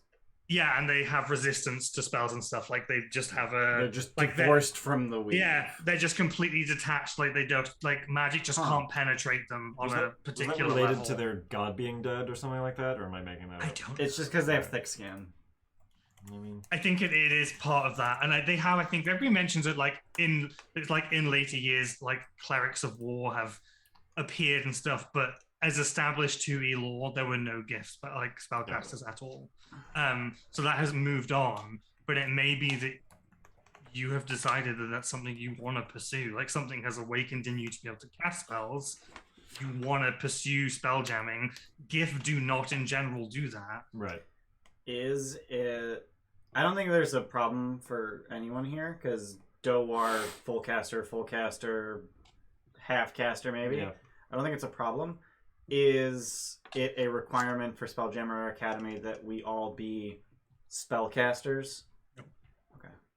Yeah, and you could all have run purely martial classes with no spellcasting at all, and I still would have been fine. Okay. As an NPC, I can slot in to be your pilot. Like it wouldn't have mattered. Okay. There's no bearing whatsoever. The only thing is when you get to even in the academy, it's really stupid. It says it splits you out into martial cadets and people who are spelljammer cadets, which is just stupid because you're not going to split your party and have one half do one set of training and one half do the other. Everyone's going to do all the training as long as they're able to. Right. You're all going to go through martial training. You're all going to go through spell jamming training as long as you have the ability to cast a spell. Yeah. don't- spell, literally Yeah. one single spell, Yeah. like detect thoughts. I figured Yep. anything. They mentioned the astral spark a lot, and I know that's also a feature on the GIF. So I figured any spellcasting I had would be related to that, unless the like natural connection that rangers normally have to Astral spark. astral spark. What is that? It is. It just lets them add force damage or something. Yeah, to it lets their- us just like we're connected to space. To the astral sea Yeah, nonsense. Yeah, Okay. they've spent so long just living in space that they have a connection to astral space. Yeah. So that was that's probably my current best idea is Right. Drake Warden with a gun. What Well- background are you looking at? So that is a very good question. You do a German accent a lot. Thank you. Perhaps this is a GIF. It speaks to this me, is you my know. solar dragon. I was originally looking at something like Wild Spacer, but if we're not doing those, then I would look for something that's more traditionally Ranger, like Outlander. Yeah, I'm curious how Or- you're Torillian in any capacity. Literally, my only idea is following a dragon, a solar dragon there, caring for it to the point where I hit 3rd level and it becomes actually useful. I don't know, it feels kind of weak for you to care about Toril. I mean, it's less caring about Toril and more getting back into space because I don't. Yeah, I think there's we might talk about your background again, like if you've done active service and what your rank would be, but I can certainly concoct a reason that for whatever reason you may have been essentially abandoned on the planet with this creature and you've had to spend X amount of time and your only real goal is to get back out into space again. Right. And the only way you know how to do that is by going through this system. It's the call of the like. I This don't care. this backwoods garbage planet. But it's the only known way in terms of like, you know, at some point there was a call that went out for, hey, want to go and explore space? Yeah. And you're like seeing like, oh shit, someone can get me off this It's- godforsaken rock. Yeah, it's more like I would be perfectly happy on this particular rock with this particular protecting this particular dragon, if not for the call of the astral sea, which all GIF are supposed to feel as part of the astral spark that they have. And it may even be that like that solar dragon needs to be bathed in the light of the star from which it was born for X amount of time. Right. Otherwise it will die before it reaches adult. You know, Yeah. something Is- we can. And are you suggesting that that's Toril's son? Yeah, probably. I would imagine if. Works. Is for there a me. name for that star? The sun. Yeah, I think it's the sun, which is really Awesome. annoying Yeah. It's kind of like because Earth exists like in Spelljamming. yeah. We could all go and visit ourselves. Can we not? We're kind of horrible. Yeah, it's true. Moses is the only horrible one here. It's me. Hit me up. Tomato. You can give me a follow, but I don't really stream anymore. I think you should. Yeah, so like, do you hold Nothing a rank? starts Do you with- think you've been in an active campaign? I would. When you say campaign, I'm not 100% sure what you mean, Military like, campaign? right. So, but in what, like, against GIF whom? are all in. They all have ranks of some sort. You're born as a cadet or whatever it is. They're like, and GIF mostly spend their lives hiring themselves out as mercenaries for causes. Mhm. There are certainly plenty of causes that we can link you to if you want to have been in one, just to kind of add depth to backstory. There's one in particular I'm thinking of. I don't want to necessarily say it. I'll if you want to keep it on the DL. Sure. But it's just whether you want that or not. Yeah, I would like to have some experience. Not. The more I think about this character, the more I'm thinking of like. I don't know if you've watched the Sharp series or anything with Scene Beam Mm-hmm. or Horatio Hornblower or something to that effect, but on the younger side, where. Mm-hmm. Yeah, he's maybe not. They're maybe not the most well off or the best trained or anything yet, but they have. Okay, you know what? I think okay. A sergeant at best, kind of a thing. Yeah. That's fine. I think I have a thing. Okay, I'm have pretty a- loose and open. Is the answer because I wasn't sure Heyo. where we were starting. Heyo. I'm with Jordan. Ugh.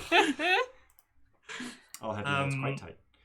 Yeah, I think we could tie it into. I will message you about it rather than say it out loud because you may want to like not talk about it. But there is, for sure, I think at least a skirmish that probably happened within the last 5 years. And I think if we go with the ship you came to Toril on to recover that egg was destroyed. Yeah. Then I think I have a bunch of stuff I can give you. And then if I've also been on Toril for long enough, I would probably consider it home at a certain point, and that's more than enough for me personally to find a character reason to protect it. So sure. Yeah. Sure, we can do that. Okay. My name is probably Cecil. I went down a rabbit hole of Doar names, and apparently they all mean cold. No, shut up. So Doar names, so they'll have a given name, and then when they merge with a mate, because penguins are monogamous, they you're still monogamous. Yeah, I know. Their name is their given name and their partner's name, which I find adorable. So like. It's also really weird because they also use their Steph and Ian is what I would they use their telepathy in groups of 3, which is also hey. But I have rewritten that in the racial thing, so you don't have to be restricted to that. But yeah, normally it's a pair of Doar can then talk to one other person using their telepathy. But I'm like, that's bullshit. Just have restricted telepathy, but it's not restricted by other Doar. Right. You could chain up 100 Doar and they can all talk to each other, which makes way more sense for the race. But to be able to speak to another creature, it's slightly harder. I found out that Hungarian for cold is hide egg, and Ian is tickled by the fact that really penguin hide egg. Yeah, it's a really good name. I'm kind of married to it now. Got it. Thanks for the follow. Married to me. Thanks for the follow, obscure. What does that say? Obscure. Just obscure. Thank you. Thanks. I can't pronounce your name. I'm tipsy. I hit tipsy. I hit bed in bed. Bath and Beyond. Doar are Irish? What? I'm just gonna run to the bathroom. Okay. Run! Hurry! Oh my God, Jordan! You can't rush someone peeing. Shadows, please explain. No, they're not. No. 37 conversations at the same time. What? I don't. Shadows. Take your meds. It tickles me the Hungarian for cold is hide egg. Though. Hide egg. Hide egg. How is it actually pronounced? Yeah. Probably like. That's cheers. Yeah. Probably. Horribly pronounced. Proud of you for remembering. I'm trying. It's funny because I was looking at the names for cold, and German and Hungarian is what it was. Yeah, cult is kind of cute. I chose. Frio? I chose. Frio. I chose cult just for Zerillion reference. Cult Peter. Cult Peter. Yeah. And then cold with a K was kind of adorable. Yeah. I like hide egg. Steph likes hide egg. Hi, Vancouver by night. How you doing? Welcome. Hi, honey. We're making characters. Who has a name right now? I do. Hide egg. I have like. Oh my God. You're sold on hide egg. I am. Hide egg.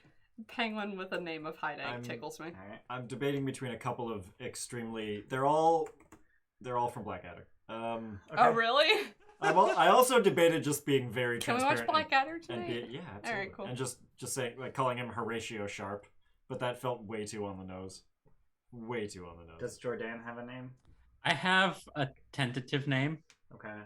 Can I put it on screen? It's a Tesla. Sure. Because you were already No, Noah. it's Kellen, Quuelin. Quuelin. Okay. Yes. Got it. Okay. Sharp. You have time to think about it. Relax.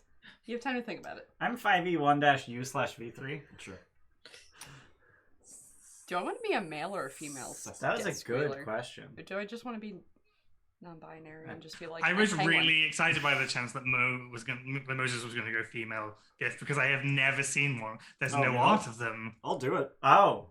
Okay, just for the fact that we get to make Bayless draw something that doesn't exist. And like, it was when you posted the picture of the Egyptian deity, I was like, cool, he's going female GIF. I'm so excited. I will, yeah. But there's no female GIF art. Taweret. Taweret, yeah. Yeah, Taweret. Yeah, I could do But that. do whatever you want to do, but I was just like, yes, female gear, finally. I mean, let's be real. There hasn't been a proper English, military hero in the realm of Horatio or Sharp or even Jack Aubrey or anything like that. So fuck yeah, I'll do it. I'll figure it out. Okay. Ophelia Hornblower. Yeah. Can my character's pronouns be its? Sure, if you want. Yeah. You Is can that be weird? whatever you like. Is that weird? It's Yeah. whatever you want. Like in English, it typically refers to objects, but I'm a word for I it. mean, do you consider yourself an object? Or does the character consider itself an object? Probably. So yeah, you can lean into that. That might be fun. Might be fun. Yeah. I'll And you think can about feel it out, and then Yeah, if I'll you don't think like about it, you fucking yeah. So Female name version of Horatio. Hold on. Horatia. That's awful. Horatia. I did the Christian Horten- thing where I Hortensia. looked at Cole Oh, in other I mean- languages, so I'm kind of proud of Christian it. thing. Yeah, Christian, like when he does the D&D L2. world build. Yeah. Okay. When he does the world building That- thing, he's that like, is "What's very a name?" much- that is very much a common thing. Shut up! Okay. I thought of him when I did it. Fuck Okay. off. Alright. He's like Frantically name an Googling. area, and then he likes mixed Yeah. origin languages for things. I'm like, I'm gonna look up a Gift are like colors. dwarves. Both male and female gift look alike. I mean, They both have beards. but I'm a hippo No, with titties. female gift have beards. I settled on a background. I'm gonna be a mercenary veteran, but I don't want to be too old because penguins only live I mean, to veteran be 50. just means you've been in the service. Yeah. Like, you can be a You've seen, veteran like, after a one 2-year campaign. tour. Yeah. Yeah. All right. I don't And want to be like really, grizzled, but like Really, most of the time you're just thinking about the stats and stuff. I just like it's nice to know what if you are thinking about the background as being narratively leading. What Yeah. you're picking. right. I want Death Squealer to be what this character identifies with because it's too good to pass up. I So refuse. are you gonna have like a non-telepathically linked mount? Is that what we're gonna do? I don't. That's a lot of So, upkeep mentally on my part while I'm playing. I feel like I'm going to forget that I have a thing. I mean, if you identify as a death squealer. But like, do Death Squealers? So there's not a whole lot about Death Squealers, but like, I could be the type of character. It's like I ride a pig to do a thing, and like, oh, this is my baby. You know what I mean? Like the mission before bond with my mount, sort of thing. Like I could prioritize that don't know what you differently. mean. I don't know. Like I don't have to have a I pet. had a thought, and I don't know if this is something you wanted to do. You said you're like a veteran. You've seen a I've tour. seen some Maybe shit. Yeah. you had a mount Yeah. and it died. Let's say hypothetically it did. So that's the you are a death squealer. You had a mount, and then in this campaign that you were in, it died, and so you don't feel comfortable taking another mount because you already had one. Okay. But you still identify as a death squealer because that's how you were trained. Yeah. Okay. Best of both worlds. Yeah. So I don't have to maintain it, but like I'll always remember you. Name of pig. Yeah, you'll have to come up with a name for this. Trey. It's gotta be Trey. It's Trafe. That's true. It's a good name. It's a good name. This is the campaign where Moses hates me. That's Fall of Kings. Wait, why? Why are you gonna hate me in Fall of Kings? I just named the last campaign Oh. we started with the two of you. Stop playing games with me, because Okay. you'll That's fine. eventually hate me. Moses, do you have a name? I'm one name away from being able to replace the question marks I on don't know what you screen. want from it. Horatio. A name. Horatio. Horatio. Horatio. Horatio. Horatio. I'm just gonna leave question marks because you seem very... No. Yeah, pick it's it. almost like I'm being rushed to give you a name. Mm, After deciding that my character identifies as a different gender. Why are than- you always in a big time rush? You don't need to. You can be male. Yeah, but You like, need now don't bow to one I peer am to the premise and entertaining then the idea. Bow to me. Whoa. I always default to male characters anymore. I'm not sure why. I just I don't want to try. always default to female ones. Do you? Okay. The All problem right. is I just have a... I default to objects. Oh my god. Thank you for laughing. Well, that's getting quoted. And you should... I default to objects.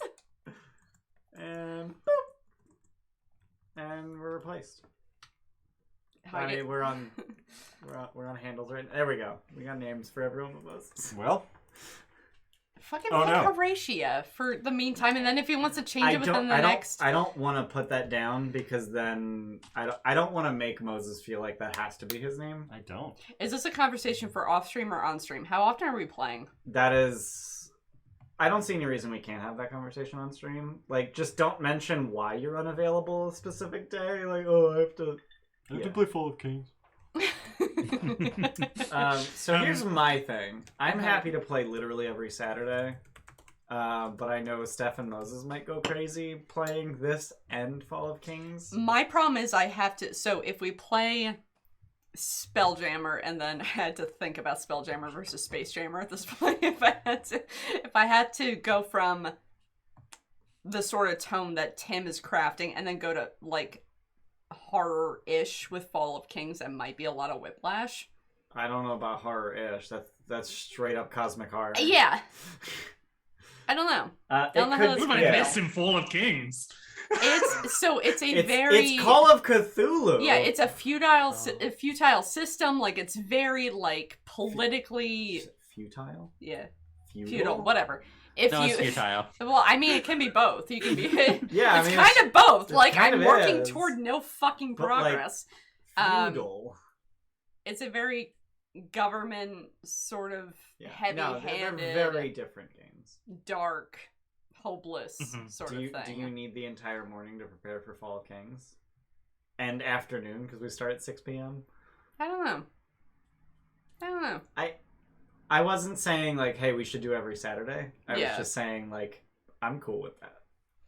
You know, Me, it sounds more I know long term, I know I would prefer to play weekly. Right. I don't know when that would be, and it doesn't have to be right away if we need to, like, run out the clock on Arc 3 of TFH to take this, whatever. I would, but I think this campaign will benefit from more regular play than every other week. Right. Because it's longer, and you know, Mhm. otherwise I don't want it to take 18 months to finish Right. because I we're only de- playing every other week. I definitely like weekly games better because I don't forget like how my character works. Yeah, I don't right. forget stuff like there's a consistency with that And is I definitely suppose that is- preferable. The benefit is because you're playing Fall of Kings at 11 p.m. my time, I can wrap up Spelljammer Right. on the same day. But it is literally Yeah. about whether you want to spend 7 to 8 hours of your Saturday every other week Right. playing games nonstop. Yeah. Because it would only be every other week as well. Right. Yeah. And then the alternate weeks would just be Spelljammer. So you had mentioned just before we started that this kind of like runs into your dinner time because we start 5 p.m. your time. So that begs the question: is noon EST even a good start time for you? Yeah. Yeah, it's fine. Okay. If it's on Saturdays, even better, I would say. I'm a bit reluctant to do it this late on a Sunday because if I'm back working, if this goes on until 10:30, 11 with decompression on a Sunday night, Mondays are going to be rough for me, I Right. think. How do we feel about an earlier start time? Yeah, I was just wondering that. Like fucking 10 a.m. How does that feel to Eastern. Eastern? How would that feel for I mean, so on for a Saturday or on a Sunday? either. it could be either. Although Yeah. if it's a Sunday, then that runs into TFH because TFH starts at yeah, noon yeah. on Sundays. Right. So it would have to be Saturday at that rate. And then we have Moritz in TFH currently, so we can't push that back because he's even further ahead of us than you are. So our current noon start is 6 p.m. for Moritz. Fessler says earlier start times are great for me. Yeah, that tracks. Also 6 hours ahead of us. My fucking German pals. Yeah. I'm happy to play at 10 a.m. Especially for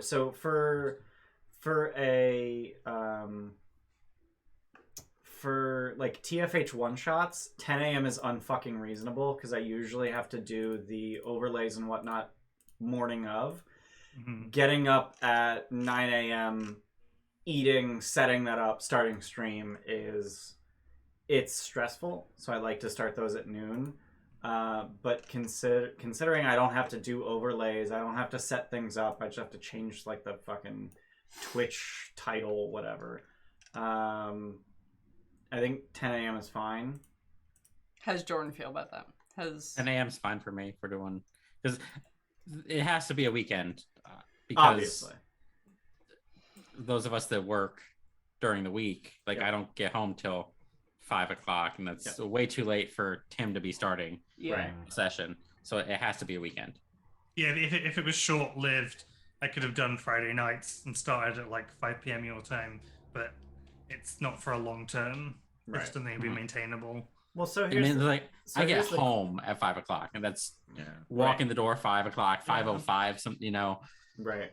I get off at work at 5 at Yeah. Fridays now. So too, we wouldn't be yeah. starting till 6 p.m. Eastern.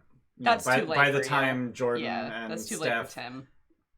get home, get Mhm. settled, eat food, get ready to be playing. Yeah. So There's a reality to streaming. There's a lot of prep. yeah. Yeah. I mean, Steph has to put her face on. I do. This is the one time I get to look pretty because I work from home. You can look pretty whenever you want. No. She's not allowed to look pretty other times. Yeah, like as much as I would love to have like a weekday game, I don't think it's possible with Tim's time zone. I am happy with every Saturday at 10 a.m. But that really comes down to you two. Whether you're okay with having 2 games in one day every other week. If we start at 10 a.m., there'll be 4 hours between those games. Yeah. Plenty of time to do some shit. Like that's Hopefully you'll leave the house in that time, yeah, eat a meal, right. watch Like a movie. You'll have done had some day. that's enough time to spend an hour decompressing, 2 hours of you, and then an hour of getting ready for the next stream. It's up to you. I'm fine with it. Oh, I will say that I can't do next Saturday. Okay. So that's already a week off. You don't have to like worry about. That's kind of perfect because Bayless needs time to do the art. It gives us time to sort out the schedule too. Yeah, Like that actually works out. Yeah. We could talk about it off stream too. I don't know if I want to make a snap decision on anything. Yeah. Okay. And we can also just like try 1 week, and if it doesn't work out, Yeah. Yeah, that's I've- true. we just readdress it. My fear is for a while, especially when I started playing with TGT, I was also playing a home game the same day. And that was great, and I loved both games, but I was so fucking tired by the time the second game started, just from the drain of playing D&D. Yeah. You don't want to be that tired for frolicking. When you invest that much in a character and a story, and then you're like, fuck, switch gears. Right. Jordan, how the fuck do you manage? People have posited that I'm a robot. Yeah, I've heard this theory. Is this the Now confirmation you we used all the robot. need? Yeah. No. Oh, I have it on tape. I mean, He do, was but very it's- careful about his wording. people have posited that I feel like that's enough confirmation for the people. Yeah. No, it's because I do it almost Get in the comments. every week that we Yeah. play.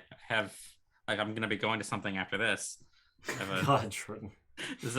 we're starting at Yeah. 6:30. You're incredibly active for a robot. Well, he's got a great battery. Actually, those so lithium I would batteries. like to. So I want to know how much prep Tim needs in between sessions too. So that might be another feeler. Well, I mean, for- typically you need more prep for session 1 than you'll need for any session thereafter. Yeah. But then So Tim that's- has this whole next week off, right? I've already done what's it called? I guess of 2 months worth of. Yeah, I mean, Spelljammer Work. came out, mid-September? Mid-October? Mid-August? It's August. It was mid-August. The D&D Beyond came out, so I've already been working on it for like 2 months, like just reading it, shoring stuff up, and right. So I've done a fuck ton of work. I'm good to run probably the first 6 sessions now. Like I could go. It's not an issue.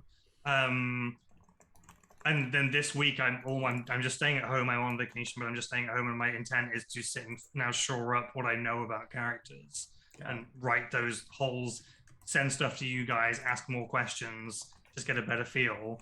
So I would be fine running next Saturday if I wasn't busy. I have a friend coming to stay.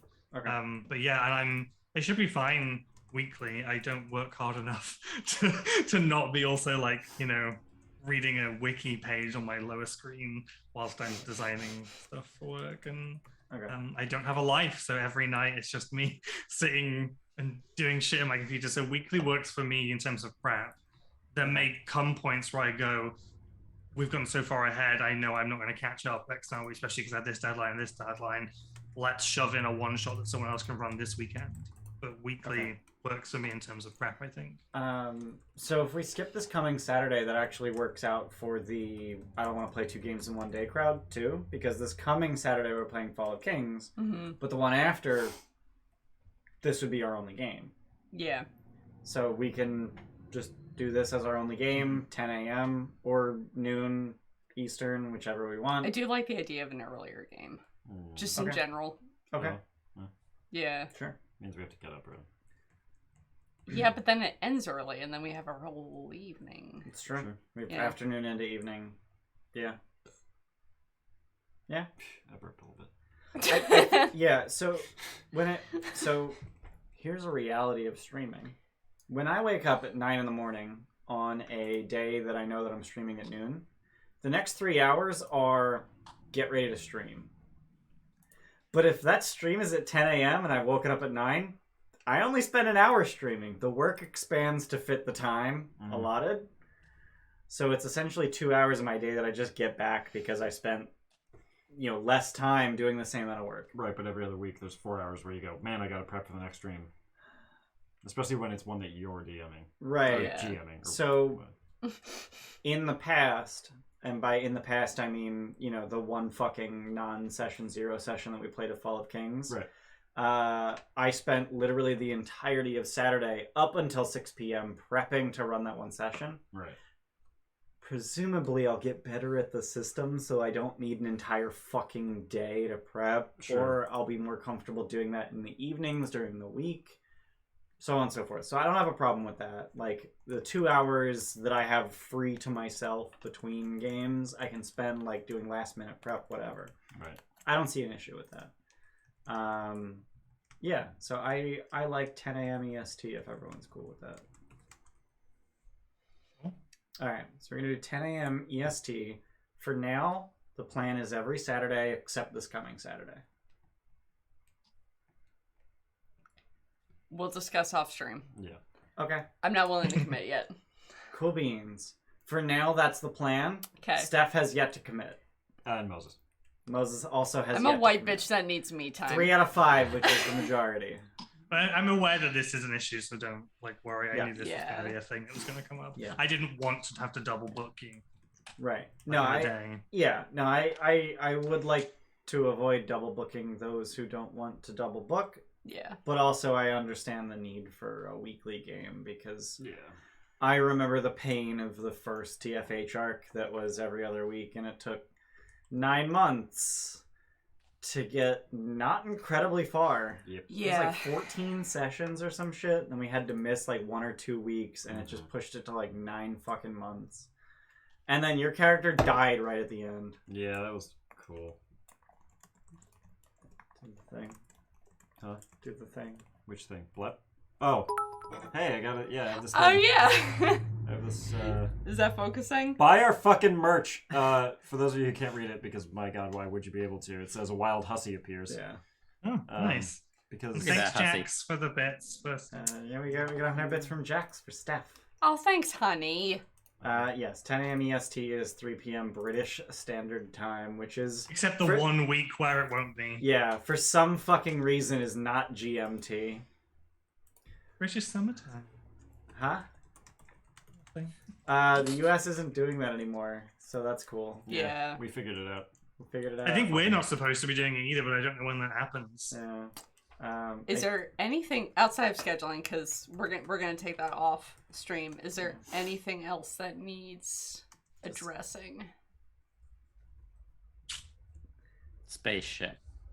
Spaceship! Spaceship! The Lego movie is fucking perfect for this. Henry. I'm gonna have to go and watch it now, just so I Henrietta. know the references enough. Worst case scenario, it'll be Henry, but it'll be Henrietta. Alright. It might be Moses Henry picked a It name! might be Henry Horatio, but it might be Henrietta Horatia. You wanna go by HH? Could be H.H. Montgomery. H.H. Montague. H.H. Cecil Montgomery Anthony Hogmanay. Hogmanay? Don't worry about it. When you guys watch Blackadder in season 4, Oh my god. it'll make sense. TGT movie night? Fuck yeah, bud. Mm-hmm. I miss doing I watch do parties. miss watch parties, I just about do. to say, yeah. Fuck. You live here now, so like. Flash Gordon. You want to watch Flash Gordon? Any movie with a Queen soundtrack. I'm in. Highlander, Flash Gordon. Highlander others. was special. That's it. Those are the So is movies. Flash Gordon. That's it. Those are the ones that Queen done did. Yeah. That's it. Those yeah. I have to put Moses' character name on screen. Assuming it's Henry with an I, right? We could just do Henry with an I, and then no matter what, it's safe. Well, I already put It's Henrietta. already Henrietta, so... So I didn't do the combat scene Here's the yet. thing. On the combat scene, there's always shorter names. Here's the thing, my name can be Henrietta no matter what, Even if you're a man. even if I'm a man, and I can prefer, or well, identify as male, and then I can prefer Henry if it's... Right. Yeah, that right. definition. But I my just name- go by Henry. Yeah. Don't. Yes, it's spelled with an I. Mhm. Fuck you. Yes, Henry is normally short for Henrietta. What's your point? What the fuck is your problem? I have a niece called Harriet, and she's been known since Harry since she was like Yeah. 1. It's just... And she's like a beautiful, like feminine, girly girl, but she's just Harry. She's Sure. just such like That's distance cute. between them. That's Yeah. cute. Yeah. I like that. That'll be a beautiful hippo. I have the majority of my character fleshed out, and Yeah, I'm very I feel excited. pretty... I'm gonna ask Ian to homebrew the the Doar race that you've. Into D&D Beyond. Yeah. I've already done it. Wait, have you Oh, did shit? you? Yeah, I'm gonna have to invite you into my campaign, I guess, Right. though. Oh, okay. I've already done it. I will need to tweak it slightly because I think we changed something in Tobogganer. But yeah, I've already done it. This is the thing, I've done all the things I wanted homebrewed, I've already put in there. Sweet. The only things Sick. I haven't homebrewed yet is I'm gonna have to turn every ship into a monster stat block. There is a vehicle type. You can't homebrew them, can you? It's fucking horse shit. Yep. Because then I can't put like the damage thresholds and Yeah. misstep thresholds and stuff. in. That's fucking horse shit. But that will be my wink. I love this shit, so don't feel bad for me. It's just like everything going organized in its right Yeah. place, and Same. There's a Bro, type. Yeah. it fucking same. There's a type of happiness too. Oh God. Yeah. yeah, it works. I just have to do one thing, and everything's there and simple. My only complaint about homebrewing things into D&D Beyond is that it takes 2 to 120 minutes for updates to propagate. Like if you make a change to something you've homebrewed, it takes that long to get onto a character sheet. Yeah. I Fairly have put dough on already. Yeah. I wonder what else I've already put on, just in case it's useful. Because like I had to put Astral Kraken on there. Hmm. Doar is on there. Oh, I had to put an NPC from Spelljammer Academy that doesn't exist. Another Wow. monster stat block that is missing that's in the lore, but again didn't appear in the monster manual. Is it one of those use this stat block but make these changes? Yeah. Fucking And I was just like, how about fuck that? And I'll just make it. yeah. My advice to you, Tim, as the DM, one of the things that I like to do between session 0 and session 1 is I like to just have a one-on-one with each player that I call sessions 0 and a half, or I just do the secret or the more specific world building with them. Yeah. So I'm assuming we'll do those at some point. That is basically what my week will be, is I'll now type up notes I have, figure out how that fits in, come up with chunks of lore, send those, ask more questions, and we'll just establish as we go. That's my plan for the week. Sounds good. Yes. So you're not available this coming Saturday. So our first actual session will be November 5th. Oh. No, it's fine, because it'll be evening.